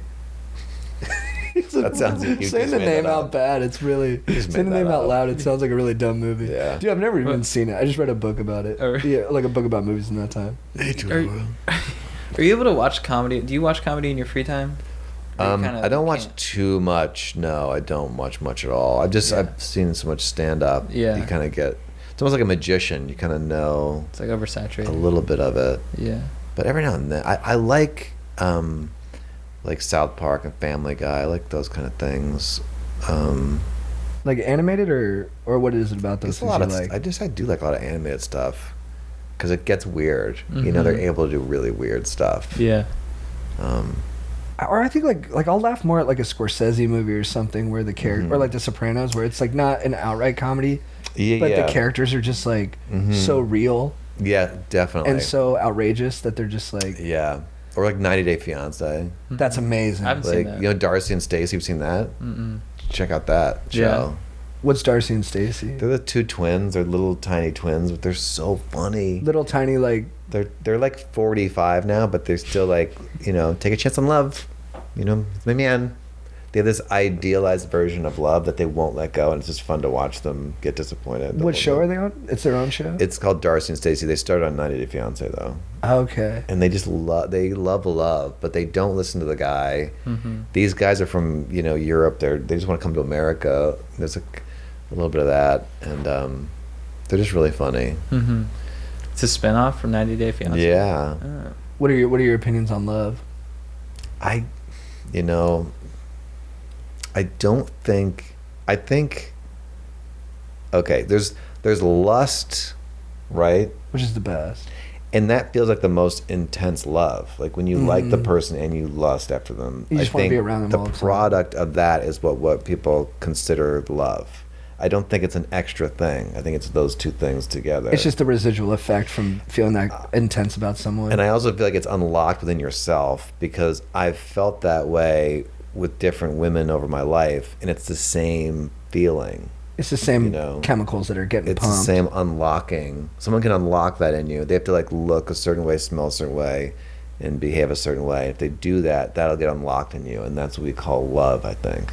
Yeah, and what is that? Like some people, they just like taste or smell the right way for your Yeah, chemistry. it's weird. It's pheromones or something. And you're Yeah. like, what is? You Well, I can't saw- predict it either. No, it's also like, you know, you go, oh no, I hope this goes well. Because if you like them and then you go to kiss them, and you're like, that's happened a couple times. Where I'm like, oh no, I started laughing once.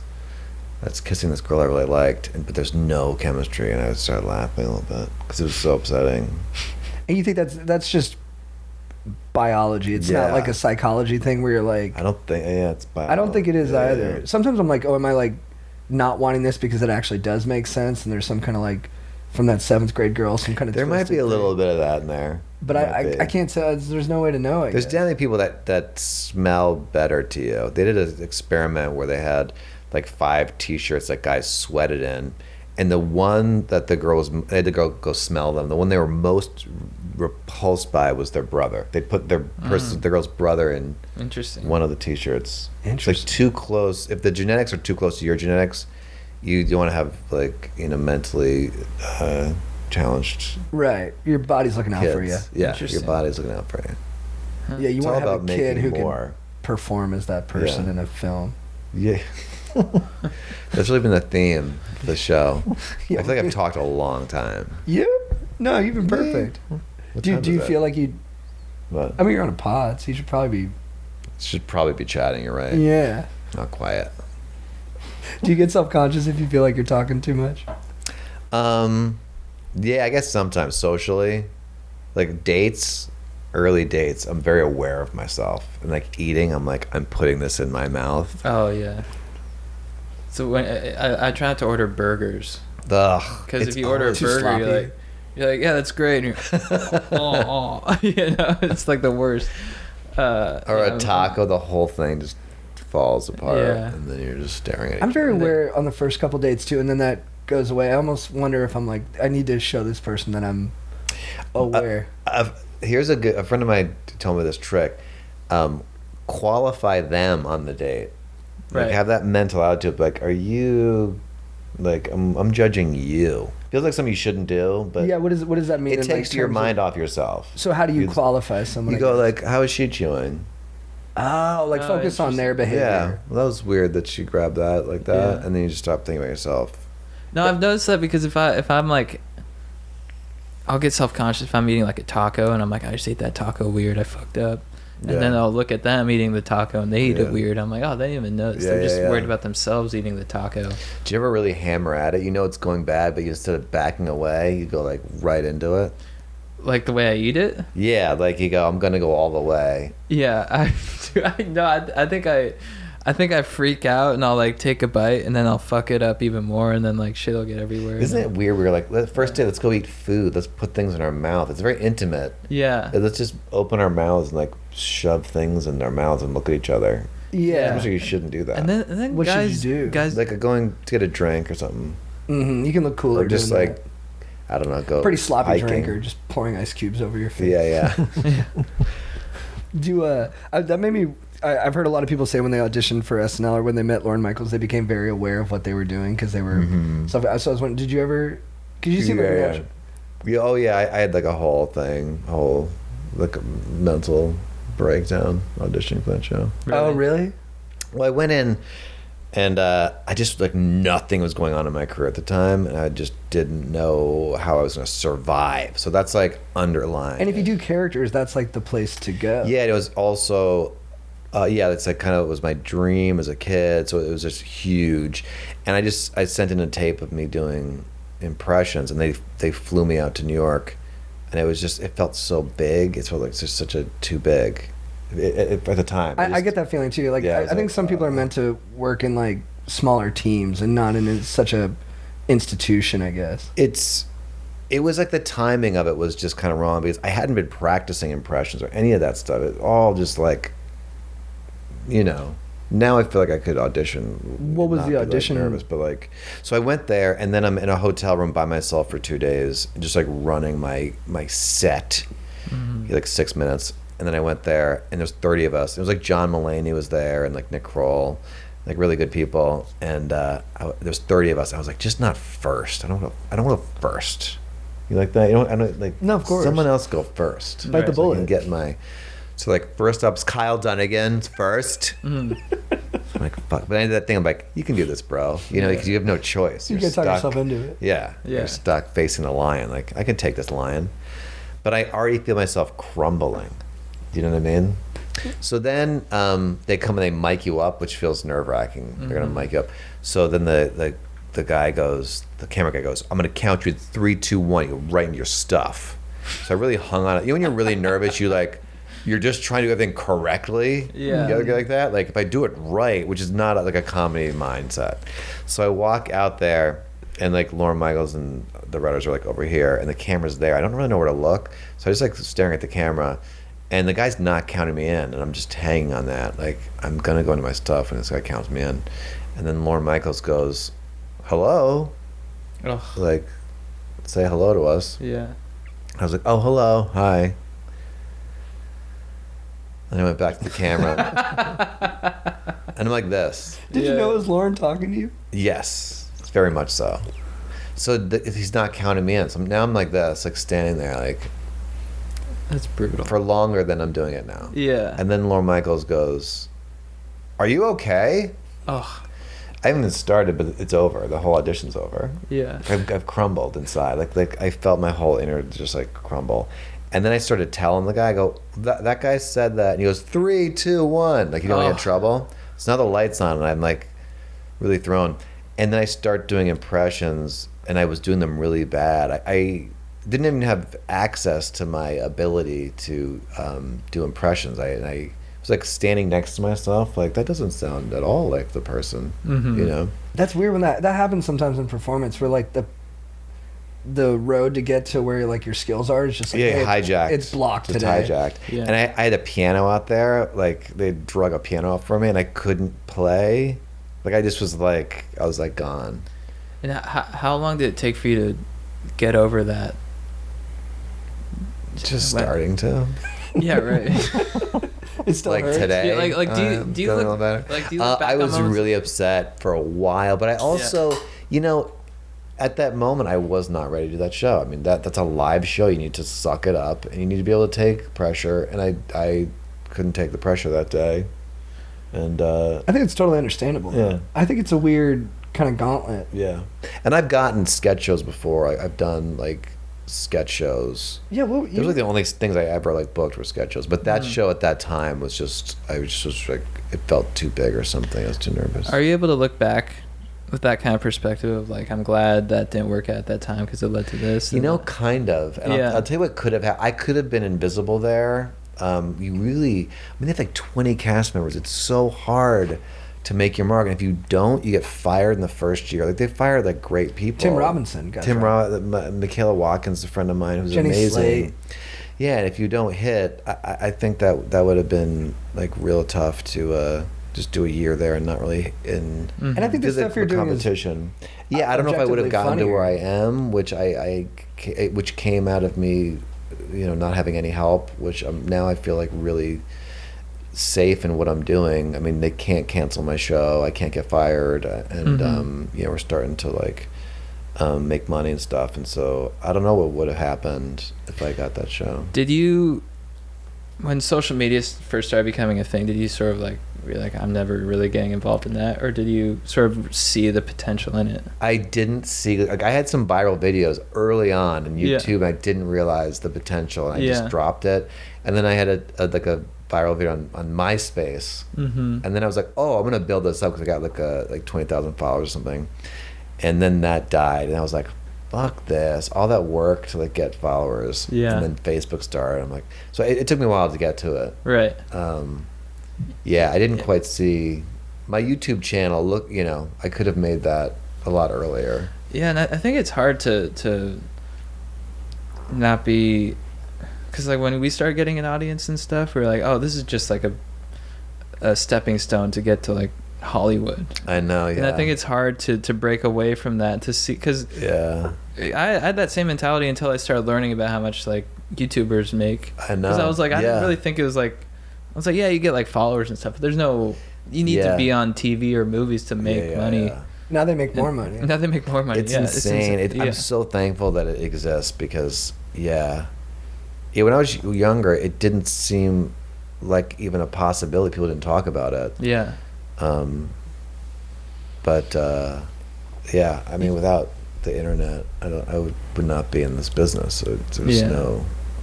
You seem like a cool guy too. Like you seem like you're cool? Yeah. You seem like pretty Nice, easy to nice. hang with. Are you in most of your like work situations when you got kind of dropped into these shows with like a different cast that might not have been like your there was always like an intensity because the jobs are so coveted. I did this Jamie Foxx had a pilot, and it's so intense. We all thought we were gonna get fired every day. Mm-hmm. It's just like not a great environment for comedy, really fucking around And, like, You're, hanging out. Everyone's like trying to do their thing.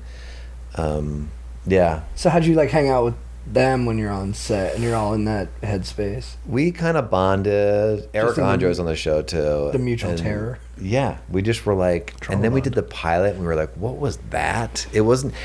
Jamie Foxx's friends wrote it, and they just got out of jail, and they weren't comedy writers, so we got this trash, and then he would come in once a week, and we'd read the script, and he'd throw the script. He did this twice. He'd throw the script. He had shades on and like leather pants. It's very cool. Jamie Foxx. Yeah, he's so just like talented, eye too. roll. It was like at his like peak too of like fame. So he was like really feeling himself. And he threw the script. He's like, "Fuck the script. You do you. You do you." Like, in your face. And I'm like, "Okay, I'll do me." And then he'd leave, and the executive producer would be like, "No, you have to do the script." Yeah, he's there like once a week. Writers Guild. And then I wrote a couple of sketches, and I sent them to the guys. Mm-hmm. And I was like, "I just have these. If you guys want them, you can take credit for them. I don't even want." I just wanted to get like a sketch that I could do. Because they literally didn't have a beginning, middle, or an end that you could sort of point to. Like it would end, and then you'd go, "Oh, that was the end of that sketch." So then they told on me, and then the executive producers brought me in. They kind of talked to me and said, "I can't, write. It's a guild rule, something Stay like in that. your lane a little bit. Stay in your lane." But so he hired his buddies who were fresh out of the clink. We're not writers. And then we did the pilot, which was like mediocre at best. And then he gets on the mic and he's like, I told you. And then Afion Crockett was the other guy. And he goes, all that Fox care about is their wallets. And I'm on this stage like, miracle I even got this job, And I'm just like, please shut the fuck up. Fox is there. Fox just paid $2 million for this mediocre pilot. And they're there. And they're paying for these people, these audience members. And you're telling them all they care about is their wallets? Mm-hmm. We're trying to get the show picked up. Shut the fuck up. Yeah. So then Jamie Foxx goes, where's my t-shirt? Another 20 minutes goes by looking for this t-shirt. He holds it up and says, trust me on it. He starts walking around the stage. Trust me. What a This good show life. was mediocre. The Yeah. pilot was mediocre at best. So it doesn't get picked up, and Because of that, because he shit all over. Is there a connection? it was just awful.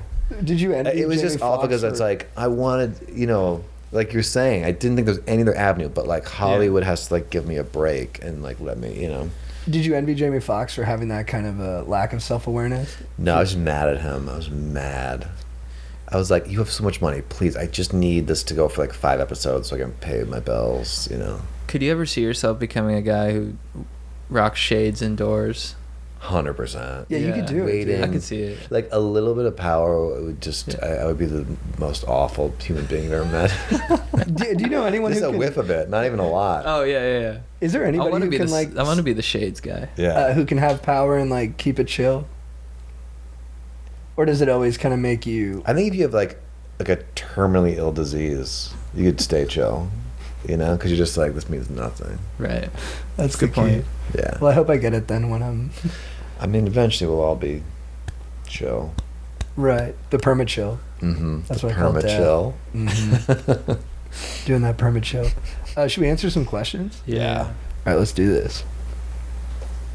So yeah, we give advice to we call our listeners stokers. Ooh, are you rocking what is that, Panther? Is it? Am I not updated on my No, I my think OS? that is updated. Oh, nice. I don't think I have that. I'm not too Is sophisticated. that like? with Is that like? do you know Ed Orgeron? No. We might do something around his football company. He's hilarious. He's like the funniest football coach in the. Oh, he's a coach. Mm-hmm. He's a character. What if Jamie Foxx listens to this and starts crying? Like, he's like listening to this podcast and You kind of tear rolls sorry. down his face. He's like, So sorry, I don't know why I Kyle. said that. You do you.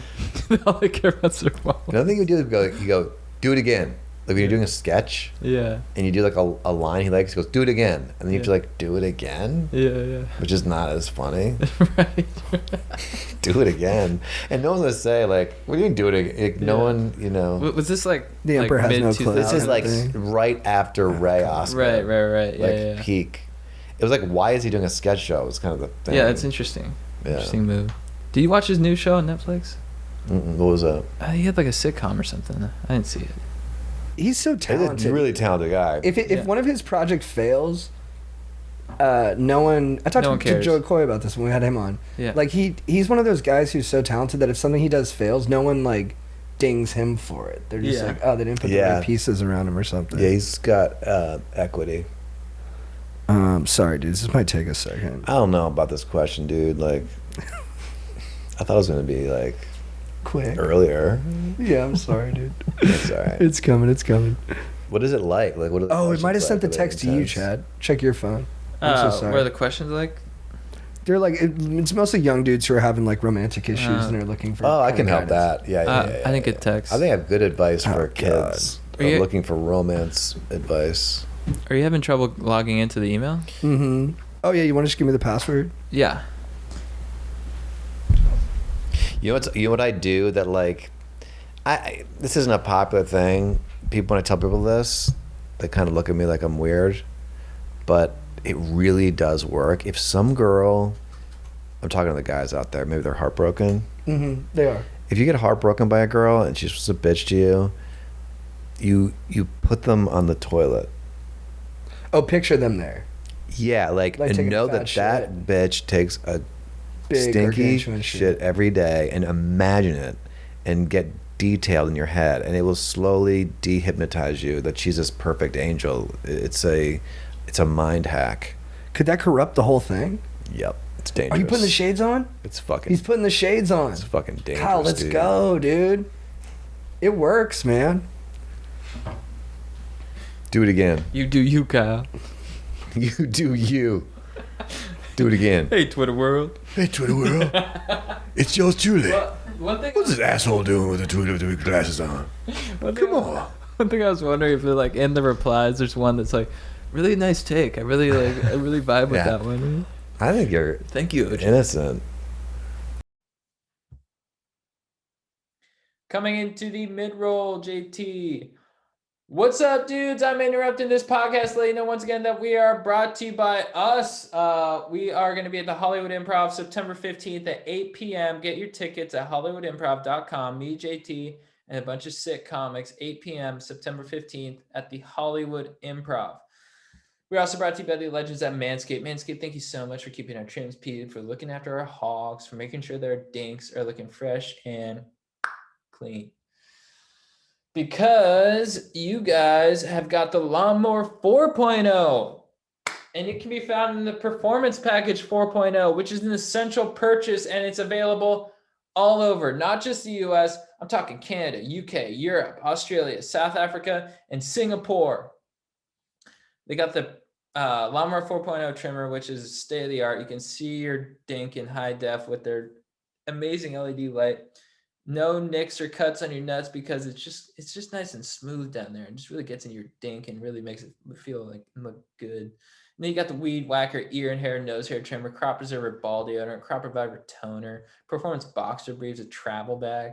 I mean, you got all this good stuff. It's basically a spaceship here to guide you on a journey to trim your body, balls, and even your A gap. That's your gooch, aka your grundle, aka your taint. What up?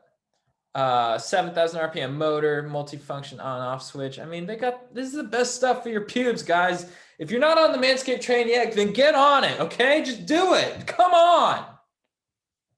And if you want to do it, then get 20% off plus free shipping with the code GODEEP at manscaped.com. That's 20% off plus free shipping with the code GODEEP at manscaped.com. If your significant other is nagging you about how much time you put into your fantasy team, you might as well give them some beautiful balls with Manscaped. Thank you. We are also, of course, brought to you by Helix Sleep. Helix, thank you so much for keeping us nice and cozy in bed at night. Helix has, like, guys, I was very happy with my mattress. And then Helix came along and they're like, we're going to send you a mattress. And I'm like, okay, send your mattress. Let's see what you got. I laid on the mattress, the Helix mattress, and it rocked my world. Best sleep of my life. I really mean this. It is amazing, amazing mattress. And I don't even think about what's going on in the world. I don't even think about, I just think, oh, wow, I'm so comfortable. I get the best sleep of my life. And then I'm back at it. I'm back, boost and stoke nonstop. They have a quiz that takes just 2 minutes to complete, matches your body type and sleep preferences to the perfect mattress for you. They got, mattresses for cooling if you sleep hot, plus size mattress for plus size folks, soft, medium, firm, all kinds of choices. And they just have a quiz so you can figure out which mattress you want. 2-minute quiz, super easy. Helix is awesome, but don't take my word for it. They're awarded the #1 best overall mattress pick of 2020 by GQ and Wired Magazine. So just go to helixsleep.com/go-deep, take their 2-minute sleep quiz, and they'll match you to a customized mattress that will give you the best sleep of your life. They have a 10-year warranty, and you get to try it out for 100 nights, risk-free. They'll even pick it up for you if you don't love it, but you will. You will. So Helix is offering up to $200 off all mattress orders and 2 free pillows for our listeners at helixsleep.com/go-deep. Finally, we are brought to you by our merch and beer bongs. Helix beer bongs, the best in the biz. Our merch, you can get our shirts and stuff at shopcgd.com. That's shopcgd.com. Okay, back to the show. All right. Girlfriend calls out my tiny D. So we both have really small okay. dicks. Greetings, council. I've come across a major dilemma with the GF. As an avid listener of the pod, I've proudly proclaimed myself a member of the TDC, the Tiny Dong Club. You guys, especially Relation Master Strider, have greatly improved my confidence in my lower unit. I expose myself to the boys and remind them I've got a skinny, short dick that comes quick. That's quoting our buddy. It always gets laughs, and I only get love and support from the squad. Mini helicopters and manginas have become a party staple. I've also known that agility and endurance during combat are welcome features that come with little pieces. I couldn't be happier. However, its comedic excess has encouraged my girlfriend to pile on while she's participating in the hang. When my lady agrees with me and reaffirms my dimensions, it hurts a little. Her tags and such regarding my dong kind of hit different since she is my lady. I can barely feel it. It's aerodynamic. He can dance like a woman. It's true, but ouch, Rest assured, the boys continue to support and laughter endures, but I can't help but feel a little hurt when my SO joins in the TDC fun. Have I made a mistake by including the lady? Am I wrong for feeling hurt? Have I dug a hole too deep? How would you boys handle the sitch? Love the pod. Of course, never stop. See you on the moon. Steve. First of all, he shouldn't feel regret. It's out there. It happened. It's done. Let that go. You told her, or you let her in on the jokes. Mm-hmm. That's just part of the deal. Yeah, I would say that he should maybe try to encourage her. Say, it'd be really funny if you said how big it is. Like, that'd be funny if you went the other way with it. And then she thought it was really funny to say how big his dong is. And she thought that was funnier to be like, then maybe she'd say that more.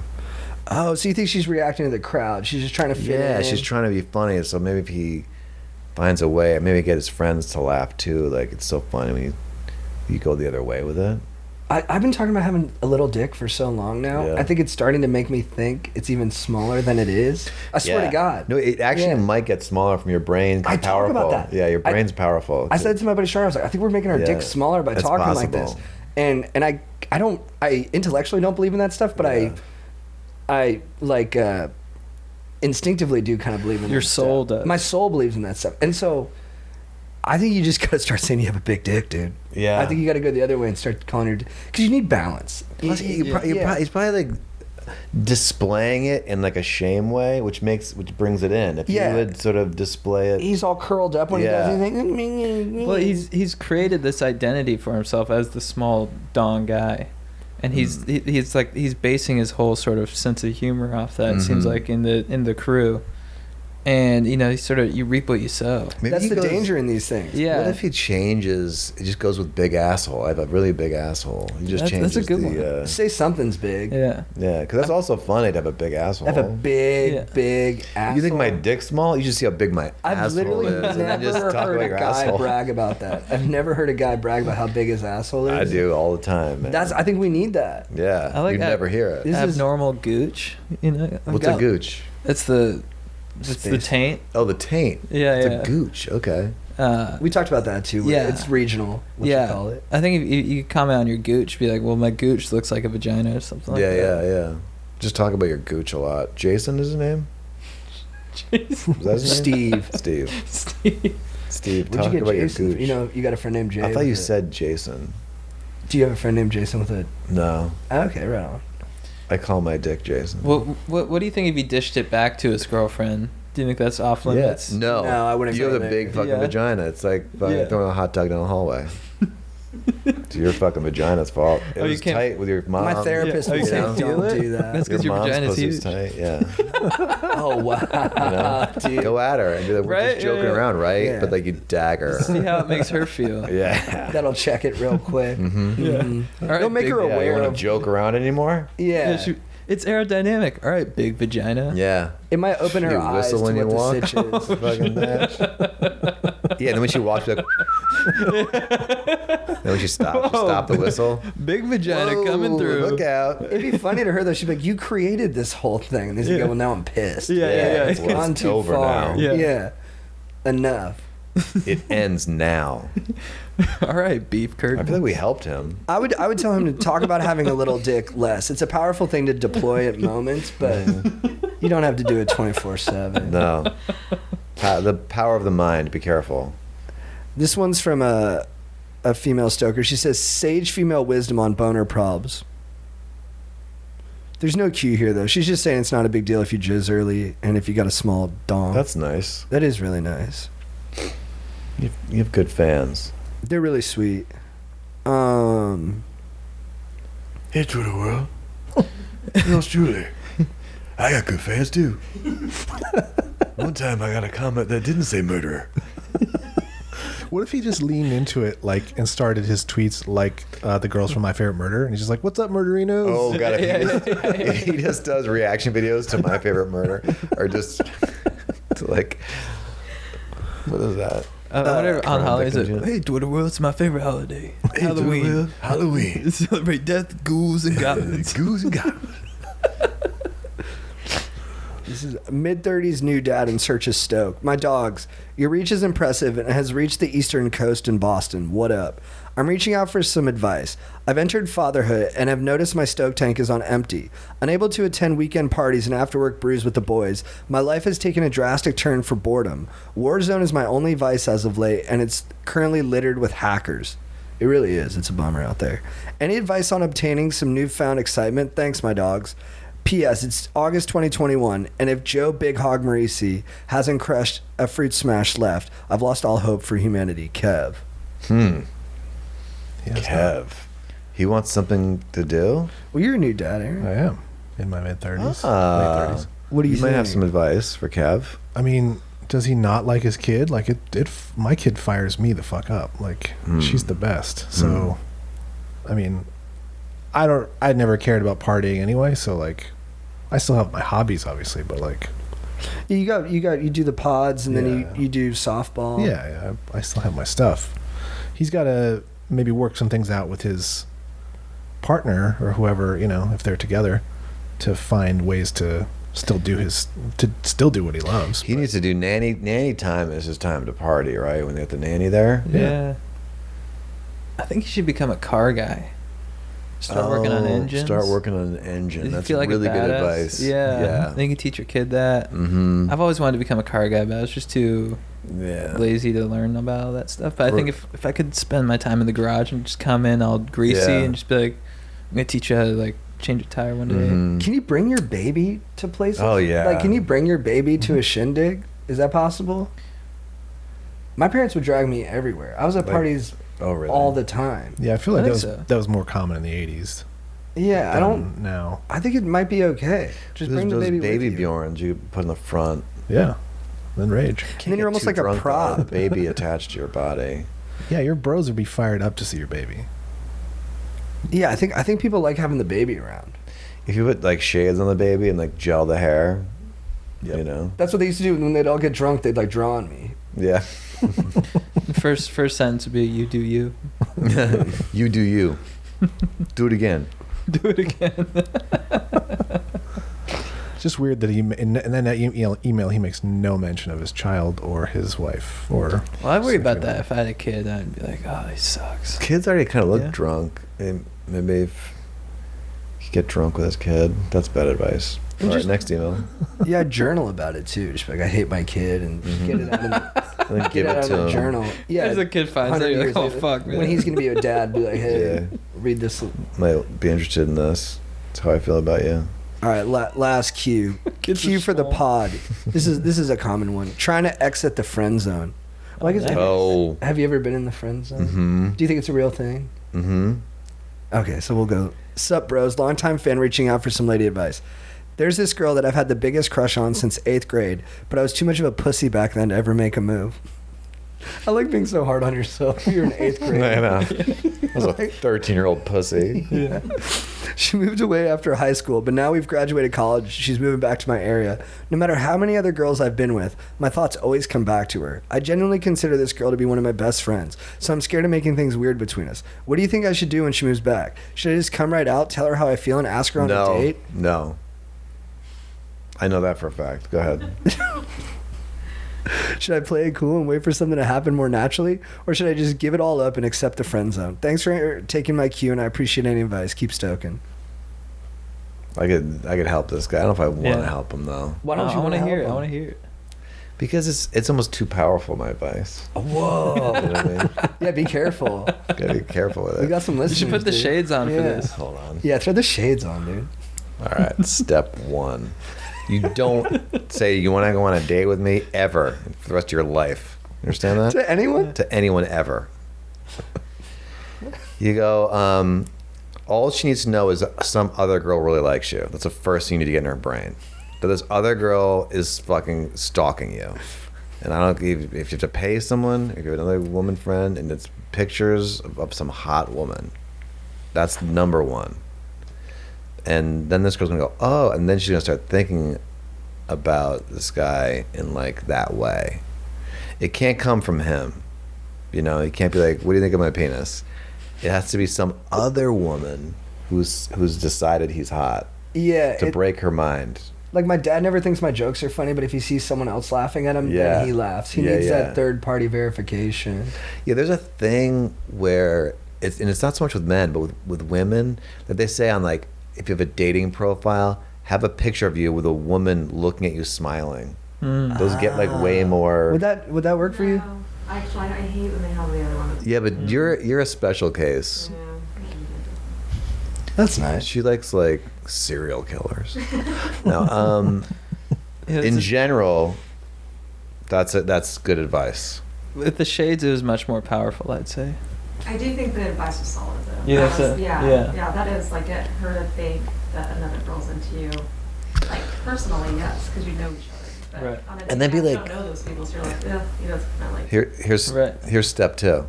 The shades are back. She's actually really hot. Like she wants to like go ballroom dancing. I've never done that. Do you know how to do that? And then you put on music. Now he's dancing with this girl. and she's teaching him how to be a good dancer for this other girl. Mm-hmm. Pants dropped. I was thinking the same thing. You gotta talk about the other girls you're seeing. Yeah. Like she's, I mean, I don't know. This is a picture of her. It looks like, I think she's like a model or something. You know, see that kind of stuff. I think you're right. I think, but it's got to be on. It can't just be that. He's got to also make the rest of his life look like it's in a good place too, right? Yeah. But he's got to be okay with lying. He's got to very much lie to her in the beginning, but he's lying for love. Yeah. And that's okay. She's the one who didn't find him attractive, which was not cool of her. That was always a big thing in the office when Jim, at their wedding, when Jim and Pam finally get together, he says, I had Pam teach me how to drive stick shift. Mm-hmm. And then he goes to his mom and he's like, how long have I known how to drive stick shift? She's like, your whole life, basically. And I was like, whoa, even Jim was like playing the game. I didn't Yeah. expect that. And you want to put on like Celine Dion song when you dance, like a Titanic, something that's like from a You romantic were my movie. heart Like when find I out what movie couldn't she breathe. likes or what song, and be like, I have this song. Do you know how to dance to this? And then they're gonna start like slow dancing. Does it bum you out that you have to do those things to... I've never done this. I'm just giving him advice. So where is this advice coming from? I just thought of it, but I think it's God. good. It's good stuff. I like it. It's a It was win-win. good. It's a win-win And- because if you pay this girl to make her think she likes you, and the friend doesn't ultimately turn, then maybe this girl. That's you an fall in '80s love. movie. That's Can't Can't Buy Buy Me Me Love. Love. Yeah, it's Can't Buy Me Love. American Yeah. Pie that's what I was 2. So thinking you got of, to get the both, you know. American Pie 2. Yep. And it works. And we have confirmation from Jess too. Yep. That works. It When do you works. reveal to her that the initial... Oh, and then when you're dancing, you got to go, damn it, penis. It's facing. You know, you got to have like, you got to go like a hard on when you're dancing with her. You got to be mad about it. Oh, And be like, I'm sorry. but it's mammoth. It's like something you stuck in there. Normal. Yeah, it's not You real. put like one of those like paddles they use at frats. We have like an inflator gun in your hand, and then your pants come way out, and then she's gonna be like, oh shit, and then she's gonna be like, oh, he's attracted to me. You know what I mean? He's a virile dude. But he's being like stoic and like, chivalrous about I'm it. sorry about this. Oh, my You know what I mean? huge dick. Right. Damn it, this big dong. My big stupid Always dick in the just got way. so My hard third again. leg, it makes it harder to dance. Sorry about my big stupid dick. I'm ashamed of it. It's like Yeah, it's a yeah. different thing than you. I guess you just smell red or something. I don't know. You're just my friend. And then start calling her your friend, and she'll be like, wait, what? Yeah. Get her all confused. Confuse her. Confusion is so key to attraction. And you could ask her for a drive to a date. Hey, can Yes. you give me a lift? I'm gonna go, pork that girl. Yeah, probably gonna stay over so you don't have to hang around, but then you get an Uber right away back. Yeah, hey, can you come pick me up at the mayor's house? I was having sex with his wife. And he just came home. I need a Yeah. lift. And then you're like hiding in the bushes. Yeah, And yeah. It's all fake though. Yeah. You're just in your boxers. Garcetti's way? hmm I was sleeping. Oh, and then you get, this is phase 2. That doesn't work, which it will.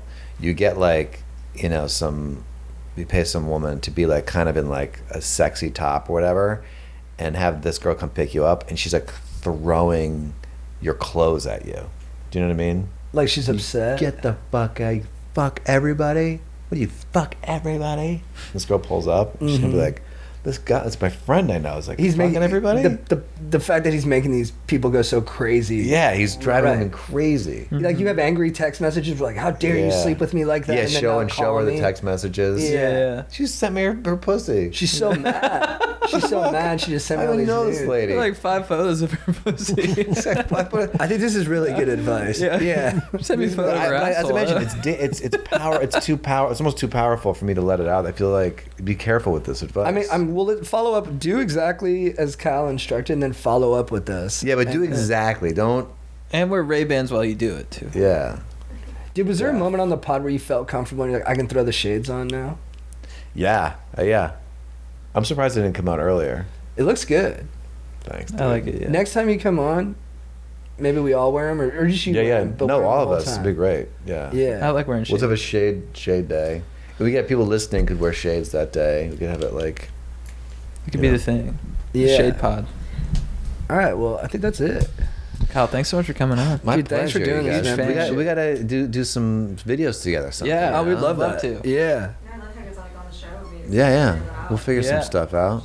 that'd be an honor. Yeah, we're doing like experimental stuff. So We'll just do Any OJ, ideas? Obama. We'll do. Oh, we should do one show that's I'll just do all African Americans. And we have It's called the Cancel Show. we have Jess here too, who designed our logo. Yep. For all Did the such an stokers amazing out job there. too. Yeah. And the original one. And our yeah. website. And our website. Yeah, the and- one on the comp.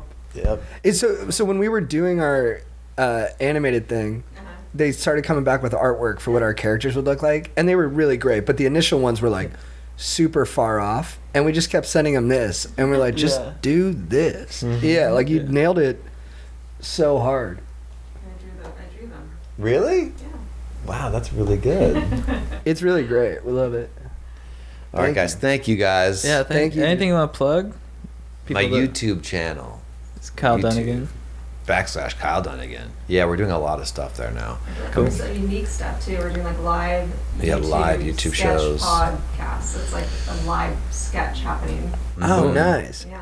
Trying to get people off from Instagram over to YouTube, which Yeah. is starting to happen because there's like no money on Instagram. There's more monetization. Yeah. And then you do a podcast with Kurt Metzger. Yeah, it's part of the channel. We do like, and Jessica's on it. We do like a after party. We just started calling it the after party. It was after the show. We had this like thing. It's turned into like a sketch pod thing. Oh, hell yeah. Nice. Yeah, it's fun. Yeah. Awesome, man. Yeah. Check it out, guys. I want to hear what Thanks. happens with Kev. Who was that? Steve. Steve. I want to hear Steve was the little dick guy. Trent Yeah. Trent was the guy trying to make moves on his on bestie. his friend zone. Yeah. I didn't make a move in 6th grade because I'm a fucking pussy. He's been a little hard on himself.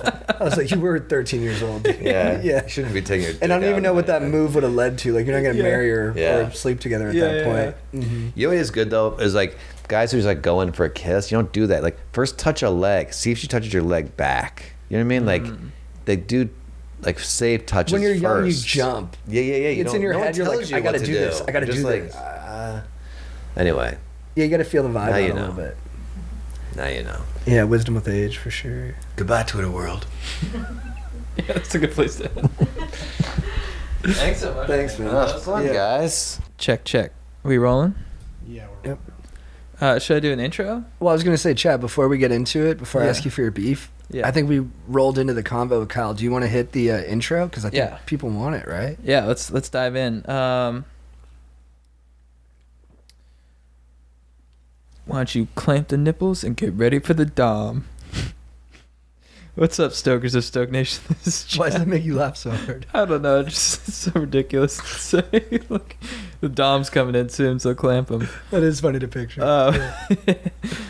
This is Chad Kroger coming with the Going Deep with Chad JT podcast. I'm here with my compadre, Jean Thomas. What up? Boom clap, Stokers. Just had a good convo with Kyle. He just took off. I should have talked shit during the pod, but we were playing chess, and I'm up a couple pieces on him. Oh, right. Yeah. I thought he when he came in, I was like, oh, he's an experienced player. I thought he was gonna be better than me too. Yeah. Cool guy though. Very cool guy. Hilarious. So funny. He's just I've watched him on like Joe Rogan and Theo's pod. He's just so naturally hilarious. He's really, really Just funny. a good hang. Good And his energy. impressions are his Joe Biden's the best one. Yeah. Chad though, what's your beef of the week? My beef of the week is dudes telling you about how they do their dates. Which is like I should specify it's not specifically like they'll be like, oh, I go to like, you know, it's like, oh, we're going to get seafood or whatever. It's when you tell them what you're doing and then they come at you with like, why are you doing it that way? And they make you feel a little bit insecure. For example, I had a dinner date last night, 8 p.m. My buddy's like, what are you doing? I was like, oh, I got a dinner date. He's like, what time? I'm like, 8 p.m. He's like, oh, I do 6:30. And I'm like, why? He's like, early. And I'm like, is 8 too late? It made me insecure about my decision. Dude, it happens. It happens Yeah. all the time. You made me insecure. You came over and you were getting changed for a date because you've been on like 12 and 11 nights. And then you came over Yeah. and you switched into some nice clothes and some boots I've never seen you. And you're like, Yeah. I upgraded my date attire. I've Yeah. been going out in like slippers. Right, I was right. like, oh shit. Yeah, Yeah. it's a tough scene out there. Dude, we're all very like aware of like, you know, Yeah. like you want to do it in a way that's normal, I guess. We're in LA. It's a gladiators arena. It's tough. Yeah, and it's just dudes are, you know, they'll find, even if they're like your friend, and it's not like you or Strider who said, it's another guy who's but it's like Who's the guy? I don't want to say. I don't know. Do I know him? I think a little bit. Okay. But they come at you with That's these. good of you not to say. Yeah, with these subtle jabs, of like you're doing it wrong, dude, and you're like, fuck. What is that? I do that too, though. I'll do that. It's same just thing. competitive. They're competitive. We're so competitive. Yeah, especially when it comes to the ladies or dudes, if that's your preference. So you're saying just support your bros? Yeah, I think unless they're really, if they're doing a huge faux pas, I would say just be like, that's awesome, man. Have a good day. I think that's the go-to. Just don't say something to make me feel like a complete dipshit before a day. You know what I mean? Mm-hmm. That's my beef. I think the most important thing is to go into it feeling good about yourself. Yeah, just to sit back and enjoy the experience. Cause I noticed too, I get like anxiety before, Of course. where I'm like kind of, even if I get kind of like, those days where you're like why do I feel like today is like kind of like a burden? And it's like, oh, it's a date. I got a date tonight. I had that heavy this morning. Yeah. I was like, this day sucks. The world felt heavy. Yeah. But then you get through it. Yeah, then you get through A it. couple things go your way. Those are, and I find that those are the days often where once you get through it, you feel much better. It ends the best, and you kind of feel like you beat the day's ass. Yeah, I was driving home today. I was like, yeah, fuck you, day. Yeah, I was yeah. like, hey, life, I took it to you today. Yeah, suck it. Suck it, dude. Yeah. Aaron, what's your beef of the week? My beef of the week is a real fucking bummer. Afghanistan. No. My beef of the week is with prostate cancer. My dog Hudson. Oh, has no. it. Oh, no, dude. Oh. Yeah, so it's a real fucking bummer. Unfortunately, they don't treat it like they do humans, where they just like yank that thing out, and so we're just treating it. He has arthritis, so they were going to give him anti-inflammatories anyway. So we're just kind of treating it with that and see how long it goes. I mean, and my neighbor gives us a bunch of CBD stuff, so Yeah, sorry to hear that. So- yeah. So it could be 5-6 months. We don't know. So Mhm. like every time he goes to lift his leg to pee, I'm like, is this when he can't anymore? And this is when we got to make a decision. Today Mhm. was, before I came over, it was kind of rough. You found out today? But he's fine. No. Like I found out like 2 weeks ago. I'm sorry, man. So yeah, I've been kind of processing it and Yeah, I'm sorry. figuring out how to tell people and not lower their stoke. It's No, tough. it's part of life, With man. dogs, it's Yeah. That's It's- what the doctor said. She's like, they break our hearts. It's just what they do.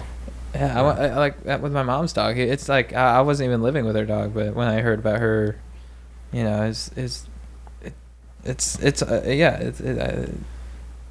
dogs, because they're so innocent too. Yeah. And you just love them so much, and they have such pure love for you back, and like hearing that they're sick or anything like that, it's just like, Yeah, I It's took him really in. tough. I took him in thinking it was like kidney stones. It'd be easy peasy. That's Yeah. what the vet was like. Yeah, that's what it looks like. Like, probably just take those right out, and he'll be good as new. And then it's just like, nope. Dude, Damn. it was a really terrible day, and I had to go record a pod after that, oh. Man, which I'm sorry. thankfully was very silly and great. So, it's what I needed. But Yeah. sucks. I think with your love, he's gonna hang on for a while. He might. You never know. He Yeah. could be completely wrong. Yeah. I think, yeah, he's Not got completely wrong, but like, a way longer the road in prognosis, front of yeah. him. yeah. My beef of the week is with myself. I did something that I think is not cool and representative of a lot of the issues we have in the country at large. Chad saw G.I. Joe, Snake Eyes, which I was pumped to see. So maybe that was part of it, but it still doesn't excuse it. And then Chad comes over, like he does all the time. We hang out all the time, and he's like, I saw Snake Eyes, and I didn't like it. And I go, what do you like about it? He go, yeah, I didn't think the cast was like believable as like badasses. And I go, oh, because they're all Asian? And then you kind of were like, what? And then I was like, and then you were like, no, I just didn't think they were believable. I was like, okay. Basically calling you racist. Me and my brother get stoned. Go see Snake Eyes like 5 days later. I'm 5 minutes in, I go, Chad's absolutely fucking right.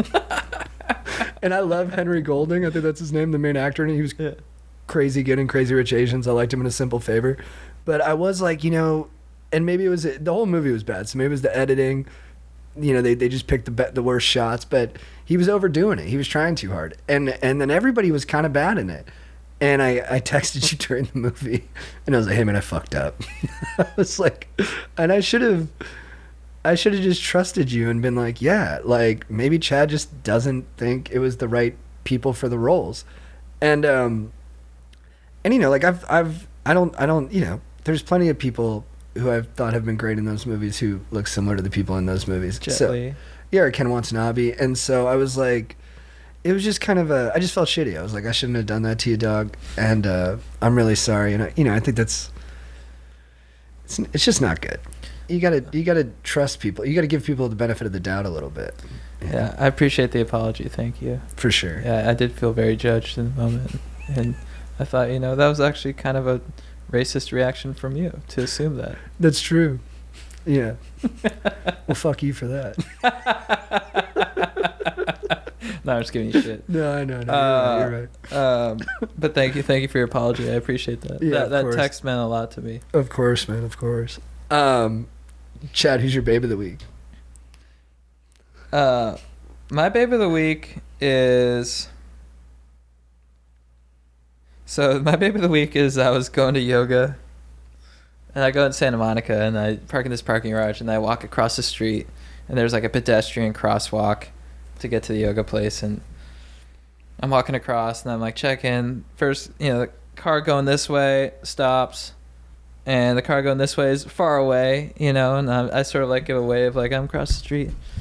Dude does not slow down at all. He's just gunning it, and he's in like a Yukon. He's in like an Escalade or a Yukon. And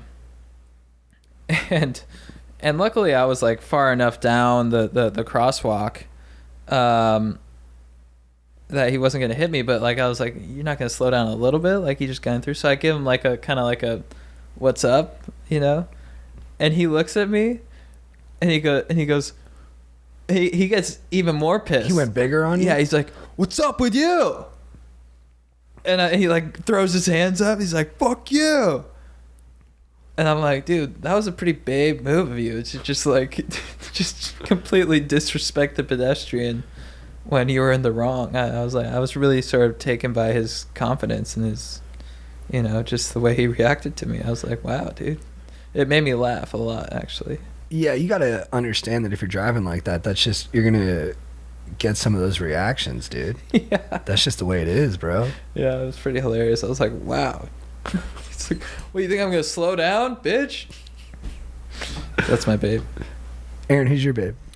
My babe of the week is the Untold Malice at the Palace documentary that just hit Oh, was that Netflix. good? I haven't watched it yet. It's so good. I mean, it's so like thorough in terms of like how it covers.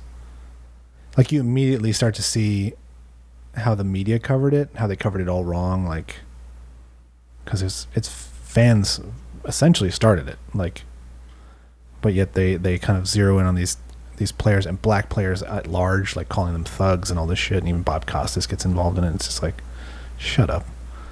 But yeah, it's just really well done. It's done by the guys who did Wild Wild Country. I just found out, so it's really good. Check it out. It's super, super cool. And Jermaine O'Neal and I share a birthday. Oh, nice. Yes.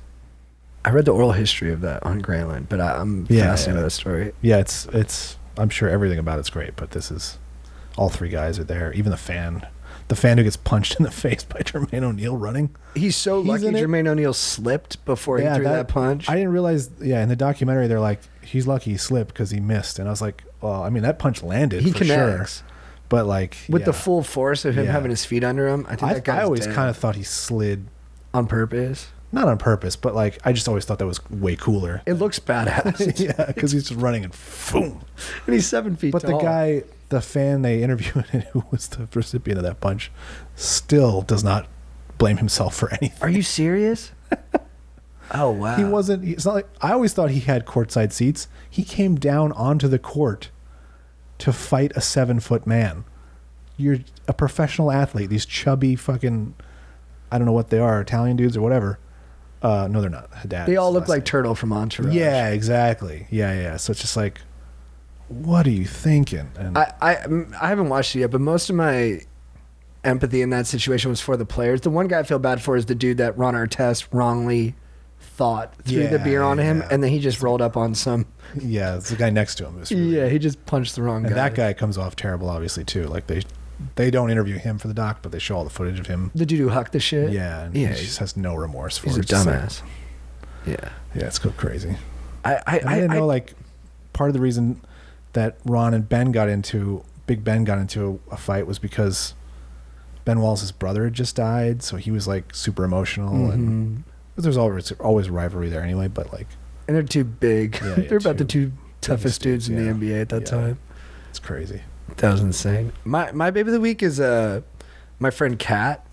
I went to Montana to visit my dad, and the first night, my friend Kat, who I haven't seen in a while, but we talk on the phone like all the time, and I know her because she's my dad's ex-girlfriend's goddaughter, and we just like clicked when we first met, and like we've remained friends, and she's just the best. She's hilarious. She's super dynamic. She's super fun to hang out with, and always is like just someone nice to talk to. And that first night, we just got bombed together and went out on the town in Bozeman, and we had so much fun. We went to like 5 different places, and we were just, I don't know, ripping and roaring, and we're both really outgoing, so we were mixing it up with a lot of people, and she ended up bailing on me at the bar because I was like talking to a girl, and she said she said goodbye, but she didn't. I struck out super hard. I was doing that thing where you're kind of standing next to someone, not talking, and they're not looking at you, and you're kind of waiting to see like, well, are you going to come back and talk to me? But then you stay too long for like an extra minute, and then you're like, I just got to walk away. And then you kind of walk away, and then I went to find her, and she was gone. I called her. I was like, yo, you ditched me. I was super hammered. And then she's like, I gave you the signal that I was leaving. And I was like, no, you didn't. You ditched me. She's like, well, sorry, I thought you were going to close, bitch. And then I was like, yeah. And then I went out on the sidewalk and just laid down. And then 2 fans of ours came up. They're like, JT? And I was just laying on the sidewalk in Bozeman. And they're like, are you good? And I was like drunk. I was like, no, I'm really good. I was like, Yeah. I'm just chilling. And yeah, we just had so much fun. And she's the best. She's just a great hang. That's awesome. Yeah. Who's your legend of the week? My legend of the week is kimchi. It's my new favorite food. Have you ever smelled kimchi? Mm-hmm. It smells like shit. It smells horrible. It smells like someone took cabbage and took a piss in it and put it in a jar. You don't eat food unless it smells bad. Exactly. Yeah. So I got it like a 2 years ago because everyone's like kimchi. Yeah, kimchi. That's the good stuff. It's superfood. Yeah, kimchi. Yeah, you go to Venice. That's like every conversation. Like, kimchi. There's kimchi. So I bought it, but I would open the jar. I'm like, I can't even smell this shit. Like, how am I supposed to eat it?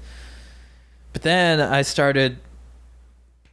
just had some, and I was like, oh, it's actually kind of good. So then I started liking it, acquired taste, and I was like, I started to eat it a little bit more. And now I'm like, I eat it like every day. I'm like addicted to it. I just love it. It's like tangy and stuff, and then like the idea that it's like really good for you just fires me up. It's like the total package. You just got to get past the dog shit smell, and then you're just like, yeah, kimchi, yeah. And now I'm a Venice guy, just like, oh yeah, kimchi, yeah.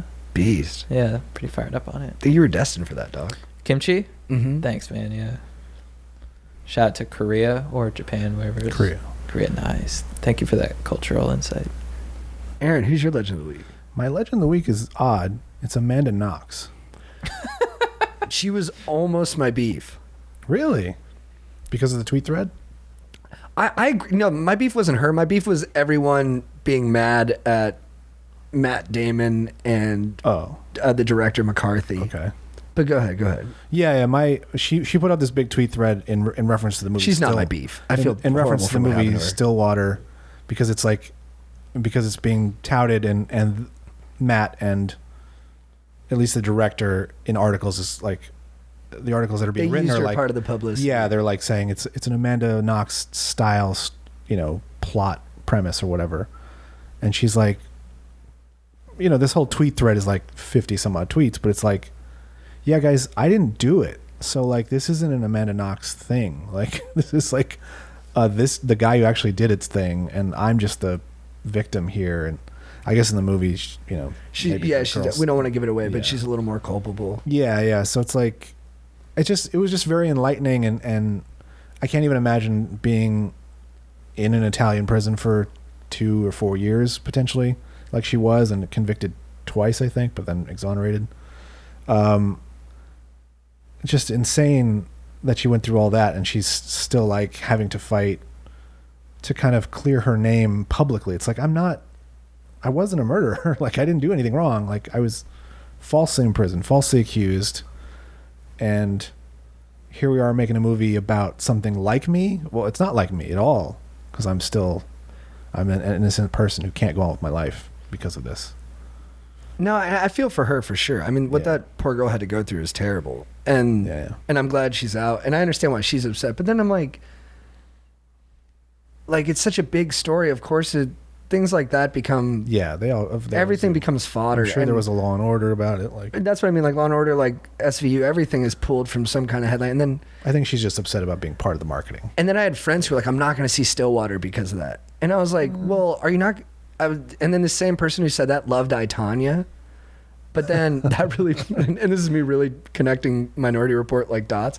But I was like, yo, like I, Tonya totally exonerates Tonya Harding, but there's evidence that suggests she was in on the thing on Nancy Kerrigan. There's more evidence that suggests she was in on it than not. Like she called someone asking for her practice schedule. But no one's upset. No one's like the memes that are out right now too about my summer plans, Nancy Kerrigan, and then Tonya Harding is the Delta variant. Oh, I haven't seen that. Oh, they're so good. See, but that makes more sense to me. Then I'm like, everyone was so stoked that Tonya Harding got this story that kind of made her look like innocent or almost like the victim in the whole thing. And I'm like, if you twist reality in a way that we like, we're all okay with it. But then if it doesn't fit with how we want to think about things, we're like, no, you can't do that. I'm like, all right, well, are we just going to do away with any kind of revisionist storytelling? It's like, I don't know. But I think just putting her in the marketing is so wrong. It's like that's the part where you're like, the director and Matt Damon shouldn't be using. They should have clarified like, well, this isn't based on her because she didn't do it. Right. Just one qualification. All you got to do is that. Whether or not the article cuts that out. I feel like they're both good guys, so I don't think they met. Yeah, I don't think. I listened to Matt Damon on WTF like days before I read this. I listened to him on 4 different podcasts. Great. I love Matt Damon so much. I love him. Yeah, he seems like a down to earth guy. I think he would go on her podcast if they got connected, which he offered. He's probably got to go on some gay gentlemen's podcasts first. Big E, you didn't see that thing? No. Did you see that? You saw that thing. You didn't see that thing? Liberace has a podcast? No, Matt Damon came out and said he only stopped saying the F word a couple months ago because his daughter told him not to. Oh, which I think does he throw that around in the movie too? No, but I assume when I saw that like, coverage. Matt, dude, just don't. Why say that? If I was his homie, I'd just pinch his elbow and be like, nah, dude, just tell me that in the car ride. Yeah. You got a live mic in front of you. Guys get. It's dumb. It's very dumb. But it's an honorable attempt at wokeness. Yeah, well, it's definitely an Boston. attempt. I mean, and I love Matt Damon. I love Matt Damon. I think he's a treasure. Do you see Bill Maher's thing of I liked it. Leave Matt Damon alone? Mm-hmm. I like that. Damon, dude, Bill Maher's show's great. I love Bill Maher's show. My legend of the week is my dad. So my dad is a beast, and I went out to visit him, and he's just all forward. Like, my dad got diagnosed with pancreatic cancer a couple years ago. It's a tough one to get hit with, and it's not that he's like. I thought when my dad got it, he was gonna get like really spiritual and gentle, but he's not that kind of guy. Mm-hmm. He's pretty rough and tumble. He's bull in a china shop. He's more bull in a china shop now. And he has tons of great friends, and I saw a lot of them. They're awesome. He's really, heart on his sleeve, very like generous and very, he wants to be close to people, and I think it's a really good thing. But I asked him about one of his old buddies. I was like, yeah, you still hang out with that guy? And he goes, no. Here's the thing about that guy, JT. He was just always jealous of me because he wanted to be me, and guess what? He can't. And that's the truth with a lot of people, and that's not bragging. That's just the truth. I was like, that might be the most intense bragging I've ever heard. But like, I don't know. I think it's well earned, and I love it. So I hope he keeps it up for forever. That's awesome. Yeah, he's just a beast. So I love you, Dad. It was good hanging with him. Chad, what's your quote of the week? My quote of the week comes from the movie Tombstone with Val Kilmer and Kurt Russell and Sam Elliott, Bill Paxton. Jason Priestley, Billy Zane. Oh yeah, Billy Zane. Michael Biehn. Powers Booth. Sorry, I'm just it's a huge Sam Elliott. Just keeps going. Wait, what about Bill Paxton? Do we do Paxton? Paxton, Powers Booth. Yeah. Dana Delaney. So my quote comes from Val Kilmer's character Doc Holliday. I'm your Huckleberry. And he says that too when he's about to draw with someone. It's pretty awesome. Yeah, Johnny Ringo. That's a classic line. Johnny Ringo. Played by Michael Biehn. Yeah. I'm a Huckleberry. Another Say big when. actor. Say when. Thomas Hayden Church. 2 guys from Aliens. Bill Paxton and Michael Biehn. Billy Bob Thornton's in there. That's right. He's super fat. Mm-hmm. I didn't realize Unrecognizable. that was him. I didn't either. Yeah. I had no Yeah. idea. You gonna shoot that pig skin, or you just gonna bleed, or something like He's that? just slapping him. He's a bully. Needs it. Aaron, what's your quote of the week? Well, my quote of the week could have been in Tombstone, quite honestly. It's Steven Jackson. He's walking down the hallway after the Malice in the Palace. Giant sports brawl. The whole fucking stadium's involved. It's 20,000 people versus like 13 dudes. He comes out of he's walking through the hallway. He sees a guy filming on video, and he just goes, "We ride together." It's like, yeah, we do. Like I play on a bunch of sports teams. Like, fuck yeah. Like, it sucks to fight people, but it's like, you know, you don't hit our guy. And then it happened. We almost had a brawl that ended our softball game Really? this week. Yeah. Who started the brawl? Kevin? No, not the men's, not Thursday's men's team. This was my co-ed team. Oh, we had a girl fucking smoke a ball. Yeah. She had a triples, easy. Third base coach is like, stop. She's like, in her head, she's like, but this home run will be the cycle. So she goes for it. Thrown out by 5 feet. But the dude at home tags her super hard. Like, man on woman, like, go a little easy. You got the out, you're fine. Then he starts cursing and spikes the ball at home plate. Like pumped up, like jacked up. Yeah, meanwhile, we're beating them by 13. Nice. That guy got broken up with a week ago. He's wearing, he's one of those guys. He's wearing number 69, so you know he's super original. Oh, dude. But, you know, this girl's boyfriend, who's one of my best friends, is on the team. He comes flying out of the dugout, Nice. wanting to fight this dude. And I've never seen that kind of energy out of him before. Yeah, good for him. It was insane. And the umpire just like, they still had an at bat. They were the home team. But the umpire was like, game over. Like, we're done. And like a bunch of people came over and apologized. But That's awesome. Do you ever it's yearn? like stand up for people. Do you ever yearn for an opportunity to like get in a situation where you're with your wife and you have to, you know, square up against dude? Be like, that's my We wife. kind of had that early when we were dating. Like some guy was trying to goad me into a fight at a softball game. Like an older guy, like guy in his probably late 40s. Yeah. And I was like 30. I'm not saying I would have won, but I felt that ape That primal thing. Yeah.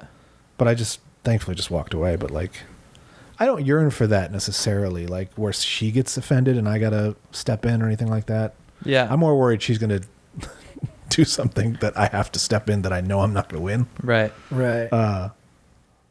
But certainly I'm always on the lookout for her. Like, you know, this kind of just goes with the territory. Yeah. And she doesn't always get that. I'm like, yeah, I'm 3 steps ahead of you looking out. Nice. So you don't get hit by a car or whatever. You know? Nice. I'm walking Protector. down the sidewalk, yeah. You're a protector. But yeah, I don't want to fight anybody. At this point, I'm like, I have a kid at home. Please don't hit me. My quote of the week is from the ESPN book I'm reading. Those guys have all the funds. All the fun. It's an oral history of ESPN. It's a good read.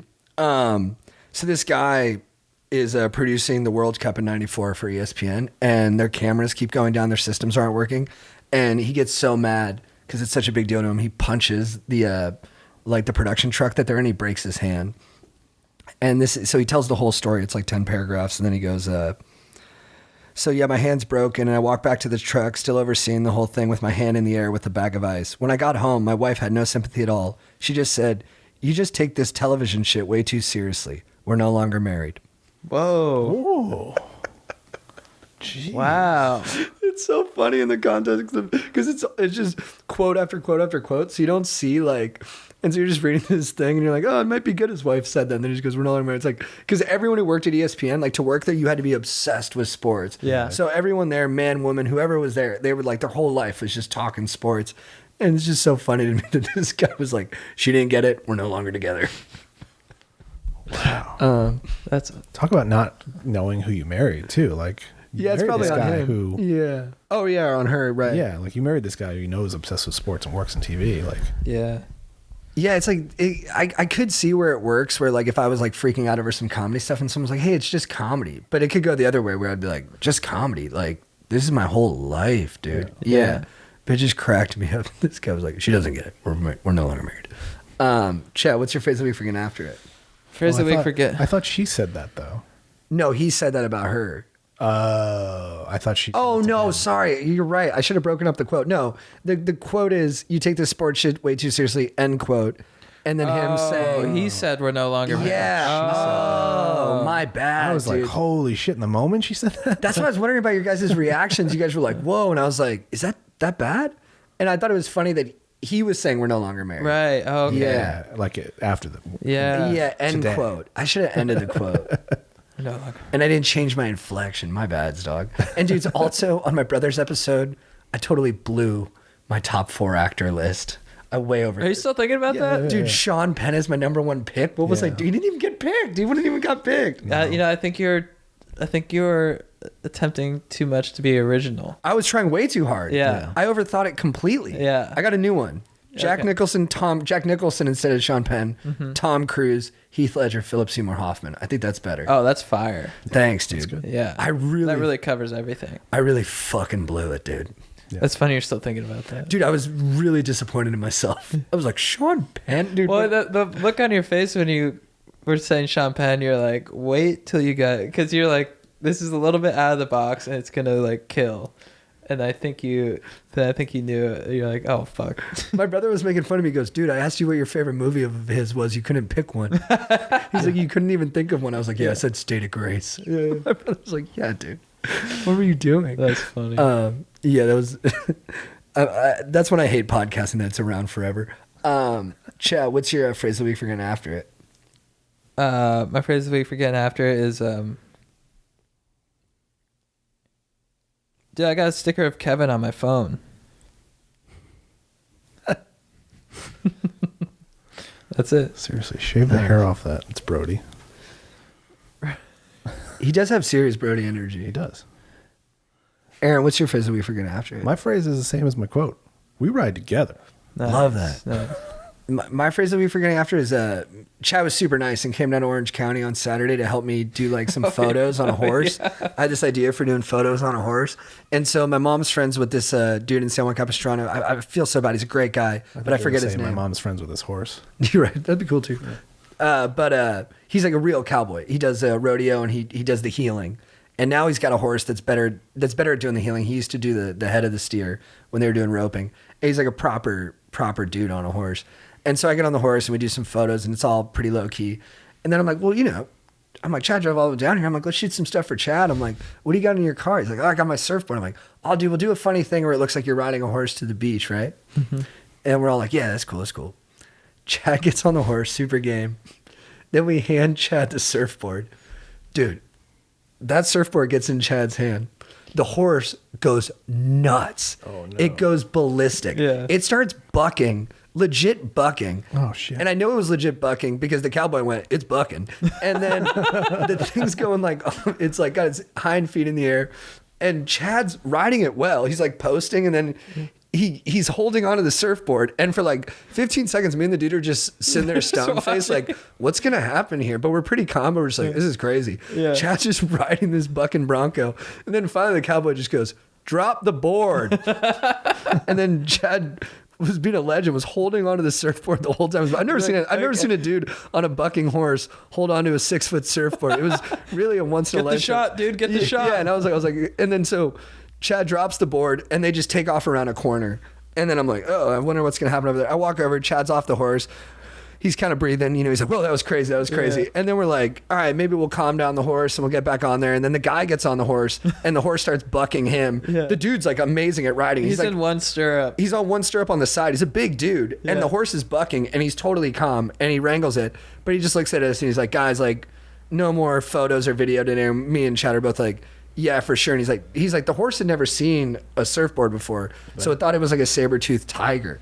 But it was really, Chad was like, You may have just found a new career. he was really riding that thing. And dude, one hand on the stirrups, one hand on the board for at least 8 seconds, which I think is how long you got to ride on a Bronco. And I remember around the corner, GT's like, Chad, you okay? And dude, I went around the corner and because it happened so fast. I think because like you guys were sort of, I think it was just shocking to all of us because you're sort of like, it was just so fast. I was like, And the horse was so chill before that. yeah, we were all just like, it was just sort of like, you're like, it took like a while to process. And then I was finally like, oh fuck, dude, like this is not a good situation. And so then it runs around the corner, and I'm like, sort of like, oh, feet were out of the stirrups, you know. And then there's one part where it's like sort of like bucking a little bit, and I'm like, should I try to get off now? Should I try to get up? And I was like, no. And I just pulled on the reins. I was like, whoa, whoa, whoa. Finally, it calms down, and I like get off, and I was just like, and then it looks over. She's like, yeah, I saw that surfboard. I was like, this is not a good idea. Yeah, the cowboy said, he goes, yeah, that he's never seen a surfboard before. He thought it was a saber-toothed tiger. And I was like, oh, interesting. Yeah. But yeah, so my phrase that we forgetting after it is drop the surfboard. Which I didn't even think was the problem. But when he said it, I was like, oh, genius. Yeah, of course. I didn't either. I think I was just like, all right, this has got to stop soon, right? Right. I was like, oh, just something about Chad's vibe. They're just working it out. And then he's like, drop the surfboard. I was like, oh, that makes perfect sense. Yeah. But yeah, that's my phrase that we forget after. Yeah, it's probably like almost as big as the horse. Like he's like, whoa. And it's got pointy edges and stuff. It looked pretty scary if you were an animal. Yeah. Good experience though. Yeah, it was like fun. a shark. Thank God I didn't get injured. What's up? Like a shark hovering over it. Yeah. Whoa. Good thing I didn't have this photo of Kevin on there. Dude. Yeah, no, you can't put a schmoll on a horse. No. That's another phrase for another day. All right, dudes, I think that's it. We got places we got to hustle to. Let's hit it. Thanks for listening, Stokers, and read those reviews. Thanks to Kyle. Check out our merch shop, cge.com, and what up?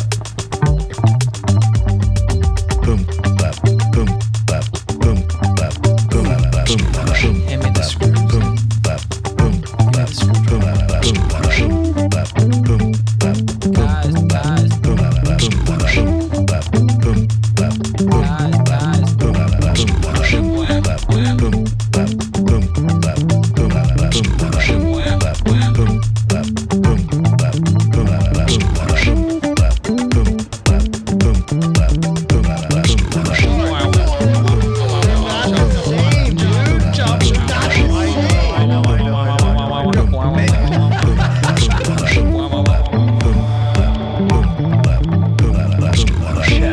What is your beef of the week? Aaron, who's your beef of the week? Strider, who's your legend of the week? Joe, what's your quote of the week? Chad, what is your beef of the week? Aaron, who's your beef of the week? Strider, who's your legend of the week? Joe, what's your quote of the week? Chad, what is your beef of the week? Aaron, who's your beef of the week?